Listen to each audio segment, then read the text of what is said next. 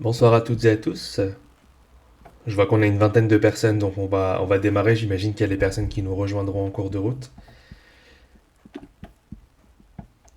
Est-ce que vous m'entendez déjà? La technique, c'est pas toujours mon fort. Super, ok, parfait. Eh ben écoutez, on va démarrer. Alors en soi, n'hésitez pas à m'interrompre, hein. Je jetterai peut-être un coup d'œil de temps en temps dans le chat, mais dans l'idéal, j'imagine qu'on se fait plutôt pardon, un temps de questions-réponses à la fin. Voilà, on va démarrer là-dessus. Hop. Et donc on se retrouve aujourd'hui donc dans le cadre du festival de l'apprendre, du coup, avec la Nouvelle-Aquitaine, donc que j'ai accepté de rejoindre pour ce chouette événement. Donc je les remercie pour leur invitation et puis je vous remercie évidemment toutes et tous d'être présents ce soir. J'imagine que comme moi vous avez sûrement une journée dans les pattes, mais on va tenir ensemble pendant une petite heure et demie. J'essaye de rendre le truc un petit peu interactif, vous allez voir. Et on va parler donc jeux vidéo et santé mentale, hein, c'est le titre classique de ce type d'intervention que je propose, avec un petit focus du coup aussi sur forcément les apprentissages. On parlera aussi de pas mal d'autres choses. Merci Solène pour le commentaire. J'espère que ça serait une bonne façon de finir la journée. L'avenir nous le dira. Alors, donc du coup, j'aime bien démarrer avec une petite intro sur ben, finalement de quoi on parle quand on parle de jeux vidéo. Faire un petit point sur les idées reçues. Il y en a cinq que j'aime bien reprendre régulièrement. On parlera aussi évidemment de santé mentale. Alors, on vient pas tous du domaine, hein. Moi-même, je suis neuropsychologue, donc je travaille en psychiatrie depuis 8-9 ans maintenant, depuis mon diplôme. Donc vraiment dans la santé mentale, mais du coup on reviendra un petit peu quand même sur comment est-ce que ça peut se définir. Et on ira du coup sur c'est quoi l'apport des jeux vidéo dans ce domaine-là, qu'est-ce qu'en dit la littérature scientifique, quelques petits témoignages aussi d'enquêtes que j'avais pu mener. Et on fera des focus sur les compétences sociales, les compétences cognitives, l'identité et les émotions, les apprentissages, j'en ai parlé. Un petit point aussi que j'aime bien faire, qui soulève souvent beaucoup de questions, c'est la question de l'utilisation des jeux vidéo avec certains profils. Par exemple, si on est une personne autiste ou si on a un TDAH, on en parlera rapidement sur ce point numéro 8. Et on ira vers la conclusion avec évidemment des points de vigilance, des petits points de prévention qui incluent notamment le rôle des parents. Donc toujours dans une approche, vous le verrez tout du long de l'intervention pour celles et ceux qui ne me connaissent pas encore, une approche assez positive et bienveillante de ce média qu'est le jeu vidéo. Je suis moi-même un grand joueur de jeux vidéo, mais avec tout de même la volonté de nuancer. Donc on est loin de la diabolisation de la chose, mais c'est pas non plus tout magique, tout beau. Voilà, l'idée c'est aussi qu'on puisse, on va dire qu'on puisse garder l'œil ouvert sur certains aspects. Donc je me permets un tout petit peu de pub quand même pour démarrer. Moi, du coup, j'ai eu l'occasion d'écrire deux ouvrages sur le sujet. Donc, un qui est sorti il y a un peu plus de 2 ans, qui s'appelle Jeux vidéo et santé mentale. Donc, il y a un gros bouquin qui fait vraiment revue de la littérature un petit peu de ce qui se fait dans le domaine, après avoir épluché des années de recherche. Et puis, vous avez le plus récent qui est paru à l'automne, il y a moins de 6 mois. Donc, les jeux vidéo ennemis ou alliés. Et là, vous avez vraiment un truc beaucoup plus pratico-pratique, avec une cinquantaine de notions, c'est-à-dire bah, comment le jeu vidéo peut travailler l'estime de soi, la créativité, bah, les apprentissages évidemment, la santé mentale, on y revient aussi beaucoup. On va parler du lexique du jeu vidéo. Voilà, l'idée c'est vraiment que tout le monde puisse se saisir des notions. Il est beaucoup plus accessible, je dirais vraiment à tout public. Il a été écrit pour quelqu'un qui n'y connaîtrait rien aux jeux vidéo, mais aussi quelqu'un qui aimerait les utiliser peut-être dans sa pratique.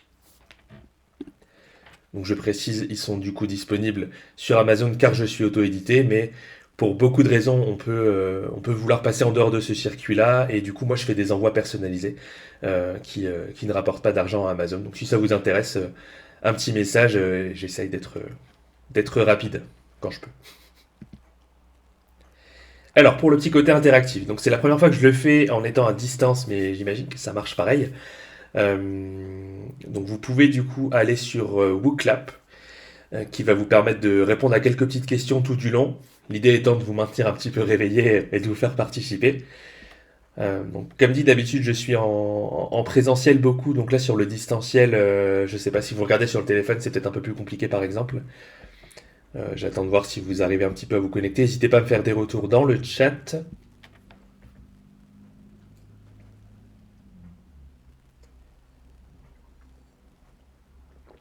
Donc vous avez deux moyens, hein, le QR code ou alors rentrer directement sur le site.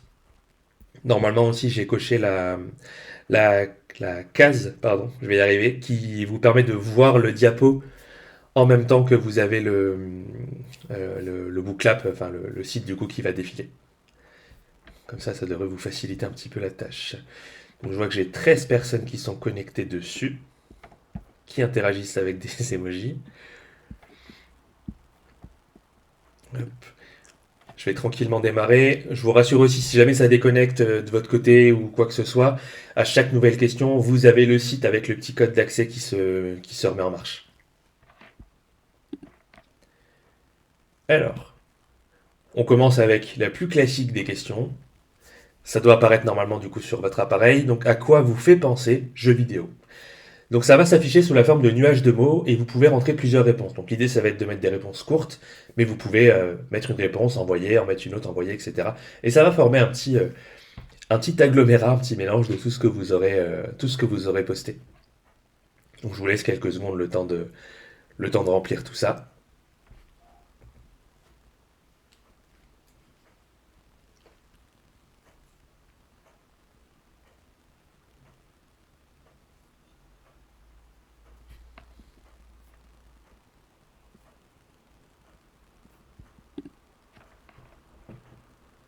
On arrive à une cinquantaine de mots. Je vais commencer à afficher. Vous pouvez continuer de répondre même quand c'est affiché. Voici ce que ça donne pour vous. Alors, ça va continuer de bouger, ça fait un petit peu mal aux yeux, c'est normal. Vous avez mis la créativité, la détente, le plaisir, l'amusement, le divertissement. Bon, ça reste la fonction première. Je vois aussi procrastination qui ressort beaucoup.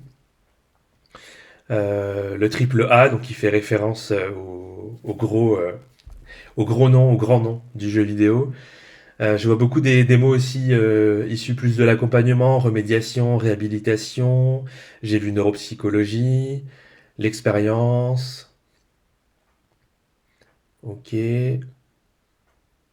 Beaucoup de mots plutôt à consonance positive, à part j'ai addiction, qui revient souvent. On aura l'occasion d'en reparler évidemment dans les points de vigilance, hein, c'est un indispensable. Ok, quelques petites notions de capacité cognitive, pareil, on y reviendra. Et je vois aussi beaucoup tout ce qui est social. J'ai vu l'occupation, l'expérience, l'exploration, l'immersion, l'interactif, le réseau, etc. Ok, bon, vous avez donné pas mal d'éléments. Merci pour votre participation. Et la question qui suit, alors il va pas y en avoir 50, hein, je vous rassure, mais sur le début, voilà, l'idée c'est de savoir un peu où vous en êtes par rapport aux jeux vidéo. Donc à quel point est-ce que vous êtes familier avec ça? Dans le sens, les connaissances, la culture, le jargon, tout ce qu'on peut imaginer. C'est pas forcément la pratique, ce sera une question qui arrivera après. À quel point vous vous y connaissez en fait en jeux vidéo. Donc ça va de je n'y connais rien, j'ai quelques notions, je connais plutôt bien, je maîtrise le sujet, jusqu'à j'ai des skills en quantité maximale.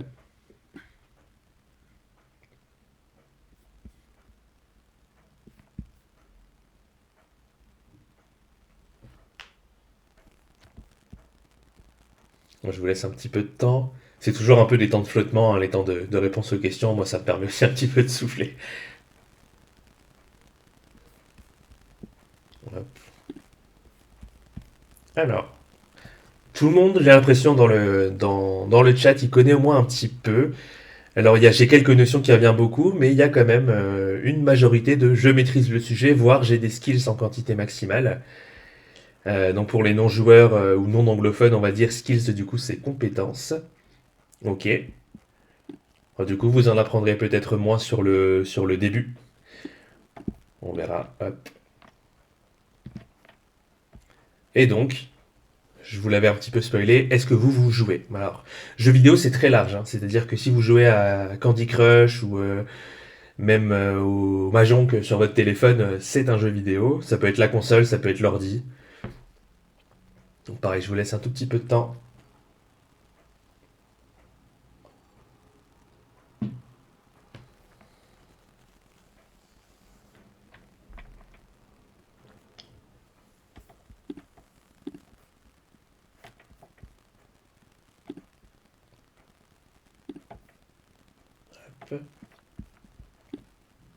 On a beaucoup de joueurs quand même parmi nous. Ouais, je comprends. Fabienne qui dit j'aimerais tellement mais ça me donne mal au cœur. C'est vrai qu'il y a des personnes qui ont ce genre de ressenti. Après, ça dépend des jeux, ça dépend de la plateforme. Euh, le, comment dire, là où il y a le plus ce genre de difficulté, ça reste la réalité virtuelle avec le côté tête qui tourne, un petit peu des orientations. En tout cas, en majorité, vous êtes plutôt des personnes qui jouent au moins un peu tous les jours. Euh, et quand même une partie d'entre vous, alors du coup bah, j'espère que ça va vous donner quelques infos, qui jouent plutôt jamais ou plutôt 1 à 3 fois par mois, donc avec quelque chose de beaucoup plus occasionnel.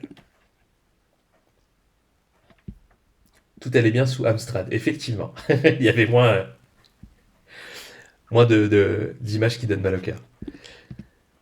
Alors, donc les jeux vidéo, qu'est-ce que c'est? Après avoir terminé cette petite intro avec vous, j'aime bien remonter aux années 40. On ne sait pas forcément, et d'ailleurs, moi j'ai toujours été un grand joueur, mais avant vraiment de m'intéresser aux médias pour pouvoir en parler de manière un peu plus, on va dire, professionnelle, ben, j'ai appris à ce moment-là, du coup, qu'il y avait eu déjà des premières tentatives dès les années 40, donc avec un petit appareil que je ne prononcerai pas en anglais à cette heure-ci, et où du coup vous voyez l'image. Alors l'idée c'était vraiment un petit jeu électronique où on avait un genre de radar comme ça, et il fallait orienter le tir. On était à la sortie de la Seconde Guerre mondiale, on était dans les utilisations un petit peu militaires, mais ça reste vraiment voilà des petits jalons de comment est-ce qu'on a imaginé à un moment cette interaction entre bah, le joueur, la joueuse, enfin, entre une personne on va dire et une interface euh, écran. Mais ce qui a vraiment fait décoller le jeu vidéo, du coup, ça va être Pong sur Atari il y a un peu plus de 50 ans. Donc avec ce jeu que même les non-joueurs en général ont au moins déjà vu avec ces deux petites barres qui se renvoyaient une balle, un jeu de tennis de table. Et puis ben, pas si longtemps après, et pour nous ça fait déjà 40 ans en arrière, on a l'avènement des grands personnages, des grandes figures autour du jeu vidéo avec les premières apparitions de Mario, les premières apparitions de Link dans les jeux Zelda, et donc des licences qui continuent encore aujourd'hui de prospérer et de nous proposer des nouveaux jeux. Alors j'avais, pour mon livre, j'avais fait un petit inventaire du nombre de jeux. J'ai plus en tête, mais c'est vraiment plusieurs dizaines pour chacune de ces licences hein, qui ont été créées. Pour Mario, on doit être dans les 40, 50, enfin c'est vraiment des... Avec toutes les déclinaisons qu'il y a, c'est des personnages qui sont très iconiques. Et puis, les étapes que je vous mets à ce moment-là, c'est des jeux qui ont créé un peu le début d'une fascination, ça serait exagéré, mais d'une démocratisation, on va dire, d'une pratique. Donc vous avez Doom en 93, qui a commencé l'avènement un peu des jeux de tir à la première personne. Donc c'est les ancêtres des Counter-Strike, puis des Call of Duty qu'on connaît aujourd'hui beaucoup plus réalistes. Après, on a aussi les premiers tournois de e-sport, donc de jeux vidéo, mais à un niveau professionnel, avec une première ligue qui avait été créée du coup aux États-Unis à la fin des années 90. Toujours à la fin des années 90, on commence à parler de jeux en ligne, hein, avec Internet qui commence aussi à bien grandir à ce moment-là, et c'était surtout Counter-Strike qui a fait connaître tout ça. Et puis après, on va petit à petit arriver vers notre époque, avec au tout début des années 2000, la PlayStation 2 qui est toujours, à ma connaissance en tout cas, la console la plus vendue dans le monde, avec 155 millions d'exemplaires.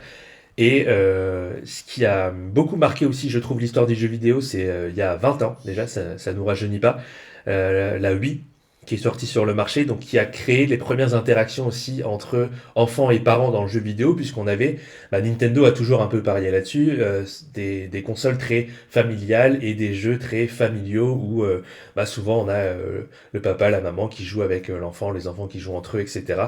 Et avec Wii Sport et les parties de tennis, de bowling, tout ça, on a pu voir un peu cette connaissance des parents qui, eux, n'avaient pas forcément enfants connu le jeu vidéo, qui ont commencé à connaître tout ça. Et puis bah après, plus proche, j'ai pas voulu aller trop dans le détail, c'est pas ce qui nous intéresse forcément, mais maintenant voilà, on a le jeu vidéo qui va se consommer aussi complètement autrement avec le streaming. Je pense à Twitch, je pense aussi aux communautés Discord autour du jeu vidéo. On a tout ce qui est réalité virtuelle, on a tout ce qui est des univers un peu alternatifs avec le métavers, etc. Donc on a des moyens complètement différents de questionner le jeu vidéo, enfin de pratiquer. Et aujourd'hui, c'est une industrie, je crois plus que je le mets dans le diapo, c'est la première industrie culturelle au monde devant le cinéma et devant la musique réunis. En termes, c'est pas forcément une bonne ou une mauvaise chose, j'allais dire en termes d'argent que ça brasse, mais en tout cas, voilà, c'est quelque chose qui est très très très populaire et qui vraiment cartonne au niveau de son industrie. Donc si vous voulez en savoir plus, puisque moi l'idée c'est pas de vous faire un laïus sur l'histoire du jeu vidéo pendant une demi-heure. Donc vous avez ce super bouquin, Il était une fois le jeu vidéo, qui a été notamment rédigé par Jean Z, que vous avez en image juste à côté, qui du coup a proposé aussi un podcast que vous avez aussi sur ce diapo, Philosophie des jeux vidéo de l'Antiquité à nos jours, et qui retrace une histoire assez intéressante du jeu et de comment aujourd'hui on imagine le jeu vidéo. C'est un podcast que j'avais beaucoup aimé entendre, c'est sur France Culture, donc c'est un peu sur pas mal de plateformes, mais je vous invite à aller écouter ça, ça doit être un épisode d'une heure si je dis pas de bêtises. Donc aujourd'hui, c'est qui les joueurs et c'est qui les joueuses? Donc on parle de 7 Françaises et Français sur 10, donc ça fait quand même un sacré paquet de personnes, avec une parité qui est à peu près égale entre les hommes et les femmes. Vous voyez, 52-48, si on prend des chiffres un poil plus récents, on est sur 51-49, j'avais pu lire aussi, donc on est vraiment sur un peu loin du cliché du les jeux vidéo c'est pour les garçons tel que ça pouvait être imaginé dans les années, enfin il y a quelques décennies. Et on est aussi sur un âge moyen des joueurs autour de 40 ans. Donc pareil, on imagine le jeu vidéo comme étant quelque chose plutôt pour les jeunes, mais aujourd'hui, ben, la démocratisation du jeu, elle a une cinquantaine d'années, je l'ai dit. Les bornes d'arcade, tout ça, c'est déjà très loin. C'est déjà des personnes qui ont grandi avec, qui aujourd'hui sont des parents, voire pour certaines des grands-parents. Donc de par cette ancienneté-là, ben, on n'est pas du tout sur un loisir qui concerne que les jeunes. Donc c'est intéressant d'en parler ben, pour les apprentissages, ce genre de choses, mais aussi pour plein d'autres aspects, notamment parce que ça peut aider beaucoup d'adultes à tous âges de la vie. Là, je vais vous challenger un petit peu plus. Donc, les personnes qui connaissent moins, vous sentez pas voilà, trop mise en difficulté. L'idée, c'est pas de faire un contrôle. C'est d'essayer d'introduire la notion de genre dans le jeu vidéo. Alors pas le genre dans le sens homme-femme, mais le genre dans le sens le type de jeu vidéo. Donc là, vous en avez plusieurs qui sont listés.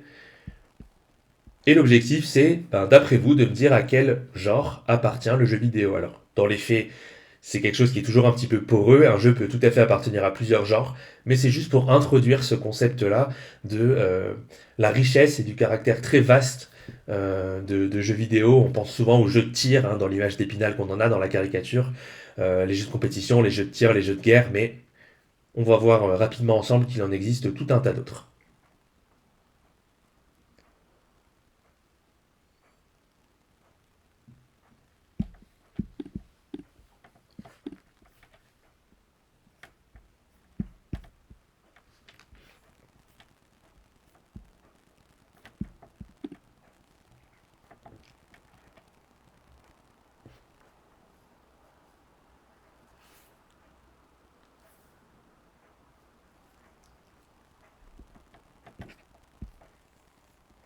Je me sens un peu moins au taquet sur celle-là.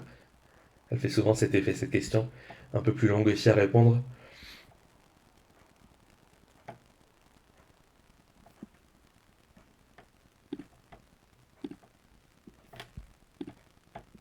Je vais commencer à afficher tout de même, je me permets. Alors, ok, donc en majorité, j'ai l'impression que c'est plutôt, voilà, on a des gamers, vraiment des gamers parmi nous.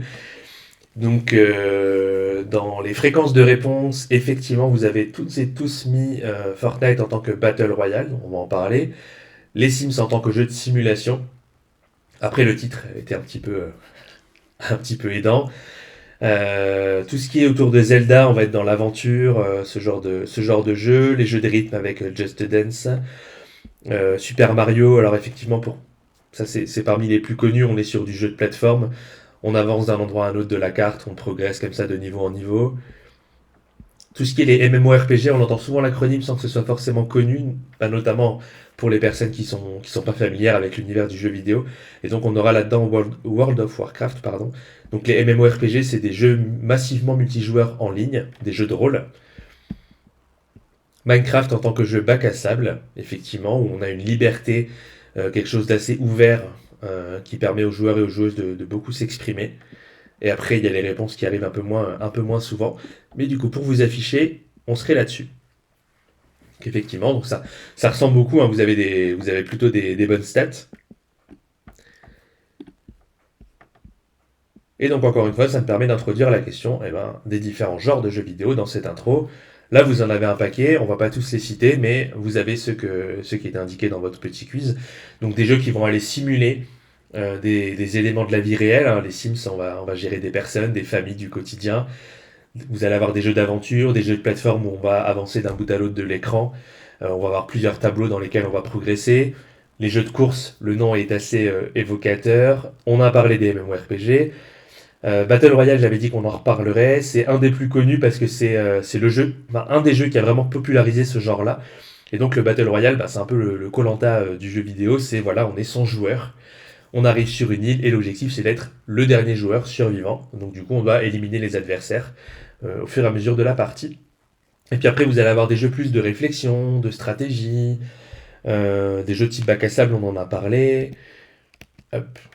Voilà, j'ai pas mis plus d'exemples pour pas trop nous embrouiller avec ça, mais ça m'arrive d'en présenter des fois 15 ou 20. Voilà, il peut y avoir des jeux d'horreur, des jeux de survie, etc. etc. L'idée, moi, c'est vraiment de rappeler qu'on est sur quelque chose qui est un univers, encore une fois, très vaste. Mais pour moi, on ne peut pas en parler, et ça nous aide progressivement à faire la transition vers le sujet hein, de la santé et des apprentissages. C'est la question des jeux sérieux. Donc, des jeux sérieux, qu'est-ce que c'est? Ou des serious games, on voit des fois le nom en anglais. C'est un jeu qui est créé avec un objectif premier qui n'est pas le divertissement. Il va utiliser des codes du divertissement, du niveau, de la progression, de la compétition parfois, mais avec un objectif qui sera vraiment éducatif, thérapeutique, pour former, pour sensibiliser à des thématiques, à des sujets spécifiques. Et les exemples que je cite ici, du coup, c'est par exemple un jeu pour apprendre un petit peu les troubles psychiques et se confronter à ça et avoir des infos, ça va être Dépression Quest. Vous avez aussi Glucosaure avec un petit dinosaure qui a du diabète, qui du coup est fait pour apprendre tout ce qui est l'insuline, la gestion du diabète, la psychoéducation, donc donner de l'information autour de la maladie pour viser comme public les enfants, du coup. Vous avez des applis ou des jeux aussi pour apprendre des matières scolaires, académiques.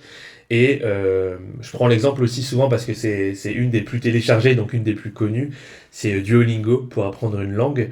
Ou du coup, pourquoi est-ce qu'on est sur un jeu sérieux? Parce qu'on a pris les codes du jeu. On a des ligues, on a des classements, on a des points d'expérience, on a des badges à gagner, on a des progressions dans des niveaux, des adversaires, des quêtes, littéralement. Mais l'objectif, c'est apprendre la langue, emmagasiner des mots, apprendre des tournures de phrases, etc. Donc on est sur un, quelque chose qui est créé sur le modèle du jeu à visée, on va dire, sérieuse. Et j'aime bien citer ici ce que moi j'ai connu aussi, parce que moi je suis un enfant des années 90, donc j'ai grandi du coup avec Rayman, pour apprendre à lire, pour apprendre à compter, c'était mon premier jeu sur PC. Adibou, il y en a sûrement parmi vous qui connaissent aussi, et Il était une fois la vie, où c'était là vraiment un jeu sérieux, où il y avait des trucs un petit peu flippants avec des maladies, tout ça, mais l'idée c'était d'apprendre un peu le corps humain, le fonctionnement. Donc vraiment quelque chose qui est créé avec de l'univers du jeu, mais pour apprendre des choses. Et ce qui est intéressant, c'est que ça permet d'aller de manière ludique, engager les personnes, créer de la motivation intrinsèque. On joue parce qu'on a envie de jouer, et donc l'apprentissage il va être favorisé par ça. Et on vient vraiment engager la personne, et ça marche aussi pour les soins. C'est un levier, en fait, vraiment. Toujours dans cette introduction autour de tout ce qui tourne autour du jeu vidéo, le gameplay. Donc c'est vraiment une des notions centrales. Si je veux comprendre quel jeu je dois utiliser et pourquoi, le gameplay c'est ultra important parce que c'est toutes les règles, toutes les mécaniques qui constituent ma partie en fait. C'est-à-dire, est-ce que je suis plutôt dans de l'action, dans de la réflexion, c'est ce qui va être derrière les genres, hein, dont on a parlé juste avant, derrière les genres de jeux vidéo. Et donc, c'est quoi les compétences que ça va solliciter? Si je suis sur un jeu de plateforme où je recommence plein de fois parce que petit à petit je découvre les obstacles, par exemple dans un jeu Mario ou plus récemment, là du coup je vais aller chercher beaucoup la mémoire, l'orientation et l'attention. Si je suis dans un jeu de course, là ça va être la focalisation très rapide. Donc l'idée c'est vraiment de se dire que je vais aller sélectionner les jeux, on va voir quelques petits exemples, selon les caractéristiques de celui-ci dans son gameplay pour travailler une chose X ou Y avec quelqu'un ou pour moi-même par ailleurs. J'ai Flo qui dit dans le chat, ils ont essayé de refaire un genre de même type que Adibou gratuit avec un jeu qui s'appelle Powers, ou Powers Edge, j'ai jamais su comment ça se prononce, mais je les ai rencontrés sur Paris lors d'un événement justement autour du jeu. C'est une appli super chouette pour travailler les mathématiques, le français, tout ça, à travers plein de niveaux, à travers un monde un peu fantastique. Et donc, je vous encourage à y aller. Du coup, le mot a été écrit dans le chat s'il y en a que ça intéresse, d'aller télécharger l'application. Donc voilà les fameux exemples. Si je veux m'entraîner à rester concentré le plus longtemps possible, des jeux de course, des runners. Donc runner, ça va être par exemple un Sonic. Vous voyez, on va d'un bout à l'autre de l'écran et ça défile comme ça sans cesse. Donc on est ultra, ultra, ultra focalisé. Tout ce qui est les jeux de tir aussi, forcément, ça va être des parties qui vont être plus ou moins longues, pendant lesquelles il faut avoir une vigilance, une alerte de tous les instants. Donc les jeux Battle Royale comme Fortnite marchent très bien aussi pour ça. Si vous allez plutôt sur la question de la mémoire, des jeux de plateforme, je me rappelle des obstacles, je perds avec mon personnage, je suis confronté à l'échec et donc petit à petit, je vais apprendre, sur le court comme sur le long terme. Des jeux de rythme aussi, où là je serai plus sur la mémoire procédurale, comment je vais intégrer les gestes. Et tout ce qui est jeu de rôle, jeu d'action-aventure avec toute une histoire, tout un lore, tout un univers, plein de dialogues avec d'autres personnages, plein de choses qu'il faut retenir en fait, là je vais être sur vraiment de la mémoire, plutôt sur le long terme où je vais venir emmagasiner de l'information. Et enfin, tout ce qui est les fonctions exécutives, donc dans le jargon de la neuropsychologie, c'est les capacités que j'utilise pour m'adapter au quotidien, faire face à des situations, résoudre des problèmes. Donc on va retrouver l'organisation, la flexibilité, l'inhibition, le raisonnement, toutes ces choses-là. Et là-dedans, typiquement des jeux de stratégie, forcément ça transparaît, hein, le raisonnement, l'anticipation, la priorisation d'objectifs. Et tout ce qui est aussi jeu de type bac à sable, donc je pense notamment à Minecraft parce que je suis toujours un peu obligé de prendre les gros exemples, c'est les plus connus des plus ou moins jeunes. Mais du coup, si j'ai un projet, que je veux faire une construction particulière, là du coup je vais planifier. Si dans Minecraft je veux reproduire un château, hein, je dis n'importe quoi, ou je veux reproduire une partie d'une ville, un monument, je vais devoir planifier dans quel ordre je fais les choses, comment j'anticipe les blocs que je dois mettre, les ressources que je dois avoir et tout ça. Et donc on va aller travailler sur ce type de capacité. Dans le chat, j'ai Marine qui demande est-ce que des jeux type Souls-like fonctionneraient aussi pour la mémoire? Je connais moins ce genre de jeu, donc je voudrais pas dire de bêtises, c'est des jeux que j'ai un peu moins, auxquels j'ai un peu moins été confronté. Par contre, ce que j'aime bien faire dans ces cas-là, c'est écrire vos questions pour essayer de proposer des choses par la suite. Hop. Tout se fait en direct, il n'y a pas de trucage. C'est une question intéressante à creuser. On a terminé avec la partie vraiment intro. Alors, c'est beaucoup d'infos, mais l'idée c'est vraiment de recadrer un petit peu, qu'on soit un peu tous sur la même idée de quoi je parle et de quoi est-ce qu'on parle quand il est question de jeux vidéo. Sur les idées reçues. La première, on va aller un peu rapidement parce qu'on en a déjà un petit peu parlé. La première idée reçue, c'est un truc plutôt de jeunes ou d'ados. On en a parlé juste avant en termes de qui sont les joueurs et qui sont les joueuses. On a aujourd'hui des parts d'adultes colossales qui jouent aux jeux vidéo, y compris presque une majorité des 65 ans et plus. Alors pourquoi? Du fait de l'explosion en fait des jeux sur smartphone. Parce que maintenant tout le monde a accès aux jeux. C'est sûr que vous verrez un peu moins des personnes de 65 ans et plus sur une PS5, une Switch, etc. Par contre sur le téléphone, on a de plus en plus des jeux. Alors pour le meilleur et pour le pire. Il y a aussi beaucoup de côtés négatifs à ça. Mais du coup, ça a mis beaucoup de gens devant les jeux vidéo. Je fais une petite parenthèse parce qu'on a Aurore dans le chat qui dit dans les Souls-like, on a du coup beaucoup de. Hop, les commentaires étaient un peu plus vite que ce que j'ai pu lire. Beaucoup de patterns. Donc, patterns, ça va être des enchaînements de mouvements. Donc, on va devoir retenir. Donc, pour la mémoire, effectivement, dit comme ça peut être intéressant. Et le fait que ça travaille les automatismes, la concentration, la frustration. Après, ça va de pair aussi, hein. Et Colin qui nous dit Silver Geek, oui, c'est une association pour le jeu vidéo pour les personnes âgées qui font des tournois de bowling avec les seniors. Donc, ça, c'est tout ce qui est euh, la Wii, pardon, dont j'ai parlé tout à l'heure. C'est vrai qu'il y avait une petite vague à un moment d'études et de choses comme ça sur l'utilisation de cette console dans les EHPAD notamment pour aller recréer de l'activité physique. C'est souvent euh, un des points faibles du jeu, c'est bah, du coup, comment dire, au niveau de la santé physique. On en parlera dans les points de vigilance, mais du coup, forcément, ça ne vient pas favoriser l'activité physique, le jeu. Mais si on va sur ce genre de jeux qu'on appelle des exer games, donc on a exercise game, activité physique et jeu, bah là, on va aller solliciter un peu les muscles, le tonus, l'activité, tout en étant sur les codes du jeu vidéo. Donc très intéressant à tous âges. Hop. Donc, c'est un truc de mec, on la passe vite, hein. On a dit que la parité était à peu près parfaite. Ça crée de l'isolement social. Alors aujourd'hui, on a quand même. C'est une question intéressante parce que qu'est-ce que c'est que finalement la vie sociale?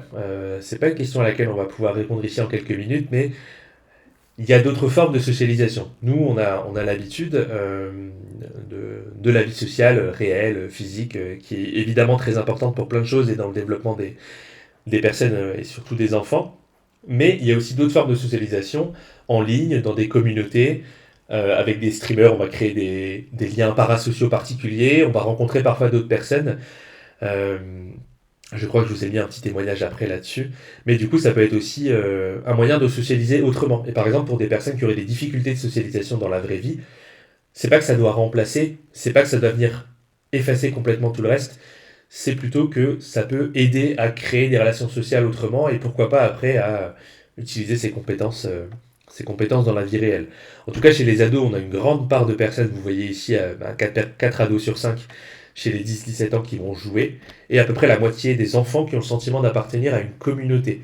On joue tous au même jeu, on a le même vocabulaire, on connaît les mêmes personnages, comme avec beaucoup d'autres éléments de la pop culture finalement. La quatrième, les jeux vidéo rendraient bêtes. On va en parler après sur la question de la cognition. On a quand même tendance à observer dans la littérature plutôt des bénéfices là-dessus. J'en dis pas plus, on aura un chapitre exprès. Et la dernière, je suis toujours obligé de la voir pour la fin, les jeux vidéo rendraient violents. Donc, quand on regarde la littérature, les différentes études qui ont été faites depuis plusieurs décennies, du coup, on n'a jamais eu un lien qui soit vraiment clair entre la pratique du jeu et la violence.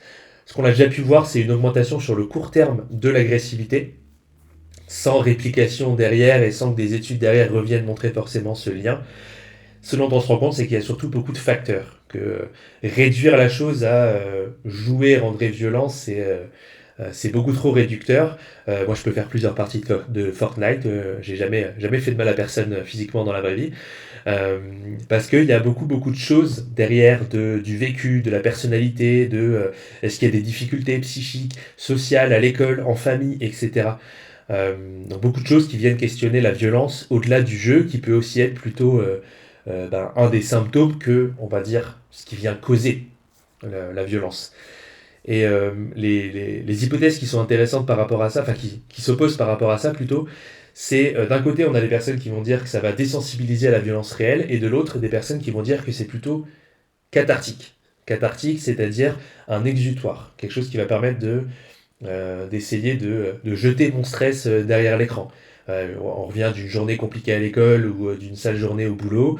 Peut-être qu'un jeu un peu violent ou compétitif ou très stimulant va aider un peu à exprimer, expulser tout ça pour décharger en fait vraiment les émotions. Donc il n'y a pas de raison ou de tort ou de choses comme ça. L'idée c'est de dire qu'il y a ces deux hypothèses-là qui se, qui s'opposent et qu'on n'a jamais quand même vraiment de lien clair qui a pu être démontré entre jeux vidéo et violence. Alors je regarde un petit peu le chat. Donc on parlait de vie sociale, il y a Aurore qui dit du coup, en étant immobilisée chez elle pendant plusieurs mois, les jeux vidéo ont justement permis un lien social. Super intéressant comme témoignage parce que c'est vrai que j'en parle plus parce que c'est un peu loin maintenant, on a tous un peu envie d'oublier ça, mais pendant la crise sanitaire, il y a eu les confinements, il y a eu les moments où on n'avait pas trop le choix chez nous, et du coup une explosion aussi de la pratique du jeu vidéo, parce que c'était un moyen avec d'autres activités en ligne, les réseaux sociaux, etc., un moyen de partager des liens sociaux avec d'autres personnes. Euh, et j'ai aussi Caroline qui nous dit que le souci que ces ados rencontrent, c'est vouloir aller faire du sport dans la vraie vie, mais des amis plutôt qui préfèrent jouer en ligne. Et effectivement, la question, elle est plutôt dans l'équilibre. L'idée, c'est de se dire pourquoi est-ce que les jeux vidéo pourraient pas être un tremplin éventuellement vers une activité physique quand on utilise des jeux vraiment spécifiquement dédiés à ça. Et après, c'est toute la question de comment je pose un cadre, comment je limite mes activités. Mais finalement, on parle de jeux vidéo, mais lire, en termes de sédentarité, c'est à peu près la même chose. L'idée, c'est de faire un équilibre entre toutes ces activités pour avoir une hygiène de vie qui soit à peu près correcte. Et on a Flo aussi qui nous dit, au départ, au début du cinéma, on disait qu'aller voir trop de films, ça rendait violent, voire meurtrier. C'est très juste et ça fait écho, ça me fait écho à un contenu dont je vous parlerai un petit peu plus loin, que j'ai mis en ligne sur mon site ou pour aller le télécharger, à destination des parents et qui parle de panique morale, enfin de comment je peux euh, encadrer avec bienveillance la pratique du jeu vidéo des enfants. Et ça commence par la panique morale parce que oh là là, le jeu vidéo rendrait violent, tout ça. Et en fait, la panique morale, il y en a toujours eu. Il y a eu le cinéma, il y a eu les romans aussi, il y a eu la photographie. On considérait que la photographie allait ruiner l'art. On considérait aussi dans l'Antiquité que l'écriture allait ruiner le fait de pouvoir retenir les choses, parce que du coup on allait tout mettre sur papier. C'est euh, c'est euh, c'est des choses qui sortent pas juste de mon chapeau. On a des écrits de Platon, encore lui, qui nous parle de ça. Donc l'idée, c'est pas de critiquer ça, c'est de dire que ce phénomène-là, il a toujours existé parce qu'on est face à quelque chose d'inconnu qui va émerger, et donc avec des nouvelles pratiques, et donc avec une certaine réactance, une certaine crainte face à des choses qui arrivent. Donc, effectivement, ça a été le cas aussi, Fabienne le dit, avec les livres. Donc on arrive à notre partie santé mentale. Donc d'abord, du coup, comme je vous l'avais dit pendant le sommaire, définir quand même un petit peu ce que c'est la santé mentale. Donc c'est ce qui va permettre aux individus, aux personnes de se réaliser, surmonter les tensions de la vie, y compris les tensions normales. Hein. La santé mentale, c'est l'affaire de tous. Je suis un peu moins fan de la partie ce qui permet d'accomplir un travail productif. Ça passe évidemment pas que par le travail. Je préfère parler d'une bonne santé mentale comme se sentir pouvant contribuer à la vie de la communauté, à la vie sociale, à l'engagement pour les autres, etc. Ça passe aussi par plein de choses, par la culture, par le temps libre et tout ça. Et c'est modulé par énormément de choses qu'on appelle les déterminants de santé. Donc ça va être tout plein de facteurs en fait qui vont entrer en jeu et qui vont venir faire que notre santé, de tout un chacun et toute une chacune, ne va pas être la même pour tout le monde. Donc c'est la génétique, c'est la petite enfance que j'ai eue, ça va être y compris les revenus, le contexte politique, ça va être l'accès aux soins, la qualité des soins. C'est évidemment pas pareil si je suis dans un désert médical à 100 bornes du premier soin psy ou si je suis dans une grande ville avec beaucoup de psy en libéral, par exemple. Alors, ça reste que ça commence à se boucher un peu partout, mais vous voyez ce que je veux dire. Donc, il y a ces facteurs-là individuels, ces facteurs sociaux, ces facteurs contextuels, l'éducation, ce qu'on connaît de la santé, etc. Il y a énormément de choses qui viennent jouer sur la santé mentale. Ça marche aussi pour la santé physique. Mais je trouve que c'est intéressant de le rappeler parce que, notamment quand j'en discute avec des professionnels autour de la santé mentale et qui travaillent dans ces domaines-là, nous, on n'a pas la main sur tout. Et je pense que c'est important de s'en souvenir. Alors, les composantes de la santé mentale, il y en a plein. Quand on parle de santé mentale, on parle d'émotions. Comment je suis capable de faire face aux difficultés, de communiquer ce que je ressens, de comprendre ce que ressentent les autres. C'est aussi quelque chose de l'ordre de la cognition, la mémoire, l'attention, la résolution de problèmes, toutes ces choses-là qui, quand elles dysfonctionnent, vont poser des soucis au quotidien et donc aussi entraîner une baisse de l'estime de soi. Enfin, il y a beaucoup de choses qui jouent là-dessus. Évidemment, psychologique, l'estime de soi, la confiance en soi, l'identité, les valeurs, ce qui fait de moi en tant que personne, mon récit de vie, la composante sociale avec tous les liens que je vais tisser avec les autres, les comportements face aux situations, la capacité que j'ai à réguler mes actions, pardon. Et enfin, la partie aussi évidemment physiologique avec les neurotransmetteurs, les hormones, l'hygiène de vie que je vais avoir. Et donc tout ça va venir s'imbriquer euh, pour former la santé mentale dans un lien qui va être indissociable avec la santé physique. Donc quand on parle du sujet spécifique des jeux vidéo par rapport à tout ça, il y a un point que j'aime bien aborder, c'est celui du jeu qui va être créé pour aller directement travailler quelque chose. Donc c'est notamment au centre hospitalier de Nantes, si je ne dis pas de bêtises, qu'ils ont fait des études pour aller travailler sur les phobies, et en l'occurrence sur l'acrophobie, donc la peur des hauteurs. Donc avec un petit jeu qu'ils ont mis en place pour entraîner en fait avec des méthodes qu'on appelle d'exposition. Progressivement, on va entraîner la personne, comme pour la claustrophobie, comme pour la peur des animaux, il y a des applications, des choses comme ça, des peurs spécifiques. L'idée c'est d'entraîner progressivement la personne, d'exposer à l'objet qui entraîne la phobie pour petit à petit se familiariser et surmonter ça. Et c'est des techniques ultra classiques qui sont utilisées, alors non pas en neuropsy, donc je connais moins, mais dans tout ce qui est les TCC, donc les thérapies cognitives et comportementales. Ça peut aider aussi les jeux vidéo à prendre conscience de différents troubles, et donc à être un média de psychoéducation, expliquer ce que c'est un trouble, comment ça fonctionne. Alors quand c'est bien fait, ça peut être super chouette pour parler de symptômes, pour aider aussi quand on est concerné à comprendre pour soi-même, mais aussi quand on n'est pas concerné à comprendre ce qu'une autre personne peut traverser. Et le dernier point de cette diapo, c'est jeux vidéo et santé mentale, qu'est-ce qu'il en est du bien-être. Aujourd'hui, on sait que il n'y a pas d'impact négatif sur le bien-être, contrairement aussi à l'idée reçue. Mais la question, elle est, est-ce qu'il y a des effets plutôt neutres? Il y a beaucoup d'études qui vont dans ce sens-là, donc on n'aurait pas forcément d'impact positif non plus. Mais on a aussi des grosses études, des grosses analyses plus récentes qui disent on a quand même, à minima, potentiellement un impact positif. Ça reste des moyennes, évidemment, pour des personnes, ça sera plus compliqué selon plein de facteurs. Mais l'idée, c'est de dire que sur le bien-être, on n'a pas les impacts négatifs qu'on pense trouver habituellement. Et donc, quand on voit une pratique du jeu qui semble associée à des choses plus négatives, c'est que c'est pas le jeu en soi qu'il faut questionner, mais tout ce qui gravite autour de la pratique, de la personne, de son histoire. Donc j'ai justement deux témoignages. Donc à chaque fois, je suis obligé un petit peu de bouger les fenêtres pour réussir à lire mes diapos. Donc on a un jeune homme qui nous dit les jeux vidéo m'ont permis de canaliser mon stress et mes angoisses. Ils me donnent cette sensation de contrôle sur ma vie qui me permet de m'apaiser. Et on a ensuite en dessous, je bouge mes petites fenêtres, une jeune femme qui nous dit ça m'a permis de développer un esprit critique en analysant ce à quoi je jouais, tout en apprenant ce que je pouvais avoir comme pathologie. Donc en l'occurrence, elle parle de dépression. Ce que je pouvais avoir en jouant à un certain jeu qui parlait de ces sujets, où je me suis dit, mais ça me parle vachement en fait. Donc quelqu'un qui s'est reconnu à travers peut-être le vécu d'un personnage ou d'une personnage dans un jeu vidéo. Et Laissez-moi vous présenter. pardon. Alors, je ne sais pas si vous allez avoir le son qui va sortir correctement. Est-ce que là, vous avez eu du son quand la vidéo a commencé? Parce que ça, c'est un truc que j'ai pas trop su tester. Si je la C'est lance, Sea of Solitude du studio Jomei Games il n'y a pas. et édité par Electronic Arts. Ah zut. Alors, hop. Ça, je sais pas trop comment je peux. Alors, je regarde juste si je peux sélectionner quelque chose.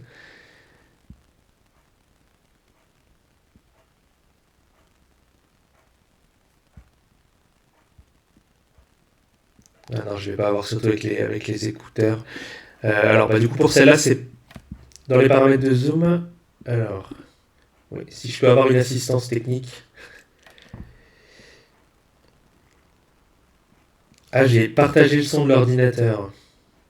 C'est peut-être ça. Je tente un petit peu des bricoles. Ah non, ça dit qu'il faut installer quelque chose.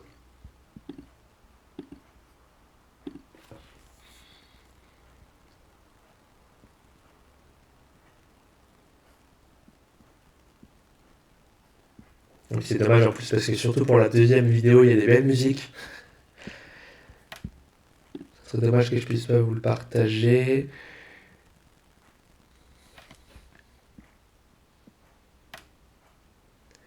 Sinon, ce que je vais faire, hop, on va faire comme ça. On va prendre le haut-parleur de l'ordi. Laissez-moi vous présenter Sea of Solitude du studio Jomei Games et édité par Electronic Arts. Vous l'avez ? On retrouve ces aspects-là, psychologie, dépression, solitude, mais encore d'autres. Harcèlement scolaire, vie de couple et le ressenti des enfants. Un jeu, vous l'aurez compris, pas spécialement joyeux. Se terminant en 3 heures, le jeu propose plusieurs phases bien distinctes, où chacune nous parle d'un proche de Mei. Chaque proche et les autres parties de Mei sont représentés par un monstre noir aux yeux rouges. Look, I'm sorry about your shell. Are you cold? No, I'm scared. You don't need to be. I know what I'm doing. Kay, don't you see what you're becoming? You really don't understand. Je voudrais juste citer cette phase où l'on se retrouve complètement dans le noir à fuir nos agresseurs en suivant une boule de lumière, le tout dans un labyrinthe. J'ai adoré cette séquence, car cela aurait pu m'angoisser, j'ai été un tout petit peu angoissée au début, d'être livrée à moi-même dans ce dédale, perdue, agressée, mais j'ai ressenti de la confiance en cette lumière qui nous guide, mais aussi en moi de pouvoir m'en sortir. Je ne sais pas si c'était réellement le sentiment attendu à cet instant, mais je suis contente de l'avoir ressenti car il me montre que j'ai évolué dans mes comportements de base, que j'ai appris que même dans les situations les plus sombres, j'arrive à garder espoir. Sea of Solitude est donc un jeu court mais intense, autant dans son gameplay que par les thèmes qu'il invoque. Un jeu symbolique sur des moments sombres de la vie où il ne faut absolument pas perdre espoir. Nous avons toutes les ressources en nous pour nous en sortir et nous ne sommes réellement jamais seuls. Voilà un petit exemple concret. Du coup, c'est un jeu que j'ai découvert en début d'année dernière. Si jamais ça vous intéresse, du coup, avec un collègue, donc c'est Sea of Solitude, le nom du jeu. Alors, est-ce que je peux le remettre au tout début ? Voilà, là, vous l'avez décrit. Donc, genre, mer de la solitude. Hop, je vais le mettre aussi dans le chat. Et donc, avec un collègue qui s'appelle Sébastien Serlet, qui est neuropsychologue également et qui travaille beaucoup sur les jeux vidéo. On a fait un épisode de podcast d'1 heure à peu près sur ce jeu-là, où on parle on décortique un petit peu d'un point de vue psy, santé mentale, et avec les thématiques qu'il aborde. Donc si ça vous intéresse, j'en parlerai en toute fin, quand je vous donnerai un petit peu les ressources pour aller plus loin sur les thématiques. Mais du coup, il y a cet épisode-là qui est en accès libre sur un peu toutes les plateformes audio, pour les personnes qui sont habituées au podcast. Et sinon, c'est aussi sur YouTube. Solène qui dit ça me fait penser un peu à un mix de Little Nightmares et de Journey. Je vais définitivement jeter un œil. Je conseille ne pas trop jouer le soir et les volets fermés. Alors, c'est pas du tout un jeu qui fait peur, mais c'est voilà. Vous voyez au niveau des thématiques un petit peu qui sont abordées que c'est quand même un peu lourd. Mais oui, c'est ça. On est beaucoup dans l'exploration, mais à la fois on se rend compte de choses un peu compliquées, un peu sombres. Donc c'est vrai que pour les gens qui connaissent ces deux jeux-là, c'est un sacré mélange. Alors, donc on va maintenant aborder la question des compétences sociales quand on parle de jeux vidéo. Donc, je vois que comme d'habitude, je suis pas à l'avance sur ce que je fais. En termes de timing, je vais essayer d'accélérer un petit peu. Donc, la pratique de jeux vidéo peut aider à avoir moins de difficultés avec les pairs, à venir exercer les compétences sociales, maintenir du lien, créer du lien. Il y aura un petit témoignage un petit peu après. Et il y a des études aussi, alors contrairement à ce qu'on pourrait croire, ça dépend de plein d'aspects, mais les jeux vidéo peuvent tout à fait favoriser les comportements dits prosociaux. C'est-à-dire, vous voyez ce que c'est des comportements antisociaux, prosociaux c'est l'inverse, c'est l'entraide, l'empathie, l'écoute, aller vers l'autre, la bienveillance, et donc venir renforcer les liens avec d'autres personnes, et donc y compris dans des jeux compétitifs en fait. Parce que on peut avoir des jeux compétitifs mais où on est en équipe et où du coup on travaille ensemble, on a une stratégie d'équipe, on va sauver, aider les alliés, etc., etc. Et tout ça se complète avec ce dont on a parlé un petit peu avant, c'est-à-dire le sentiment d'appartenance à une communauté autour d'un jeu vidéo. Où on va partager un vocabulaire commun, une connaissance commune, on va se partager des astuces, on va battre des records ensemble, on va créer évidemment toute une communauté autour du jeu, et on a même des études, alors un peu plus anciennes, j'ai pas trop trouvé récemment, mais où le fait de parler de thématiques sociales importantes avec des gros enjeux dans un jeu vidéo, chez certains jeunes, ça peut pousser au volontariat, à l'engagement vraiment civique réel en fait. Et donc on a justement ces premiers petits témoignages. Donc c'est un jeune ado de 14 ans, autiste, qui parlait des jeux comme lui ayant permis de rompre l'isolement, d'exercer les relations sociales au travers de Discord, de développer la coopération et la gestion de conflits entre membres.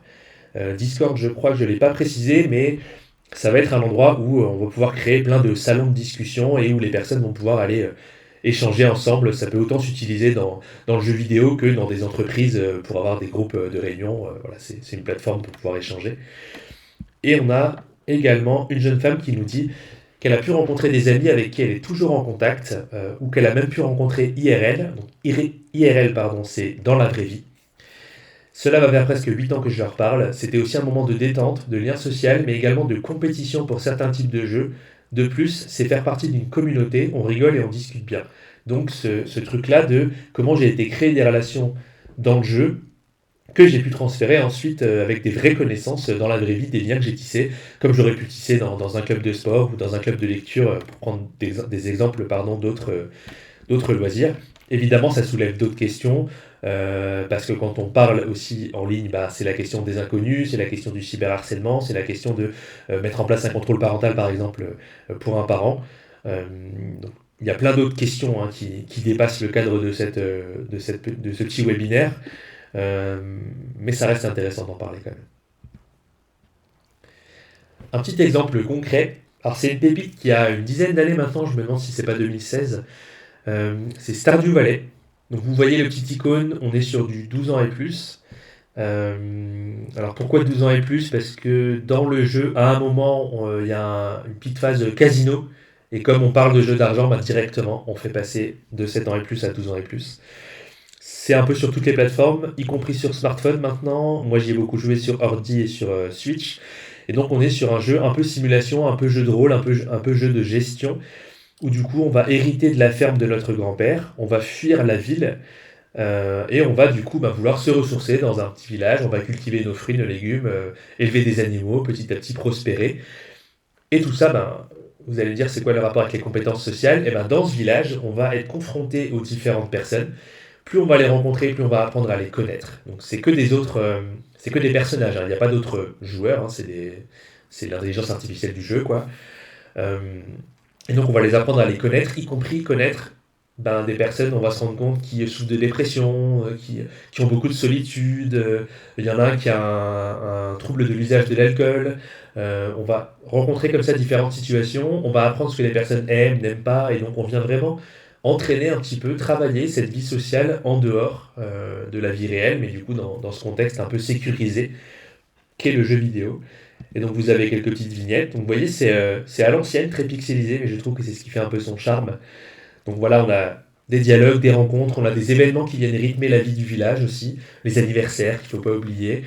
Et on a aussi des éléments un peu de fantastique, avec des petits monstres et des petites choses comme ça qui donnent encore une touche un peu différente au jeu. Donc c'est Stardew Valley, un peu sur toutes les plateformes. Donc là, on était sur les compétences sociales. Si j'arrive sur les compétences cognitives, en quoi ça va aider le jeu vidéo? L'idée, quand on parle de compétences cognitives, c'est comment je vais être capable de me saisir de mes différentes compétences et les mobiliser, comment je vais les développer et comment je vais pouvoir transférer ça au quotidien. Donc, si on regarde un petit peu ce qui se fait sur le sujet, tout à l'heure, je vous ai parlé de 3 grands groupes de capacités cognitives. Il y en aurait d'autres, par exemple tout ce qui est la cognition sociale, tout ce qui est le langage, des choses que j'aborde un peu moins ici.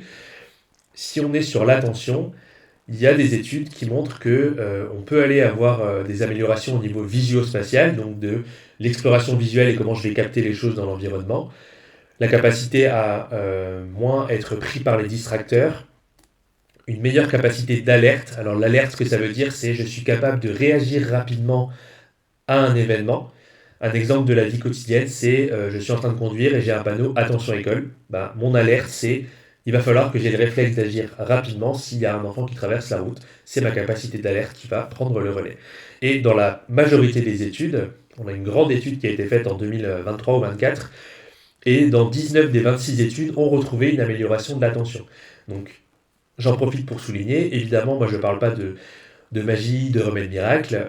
Ce que je veux dire, c'est qu'on est sur des choses beaucoup plus positives ou nuancées que ce qu'on peut avoir l'habitude d'entendre quand il est question des jeux vidéo.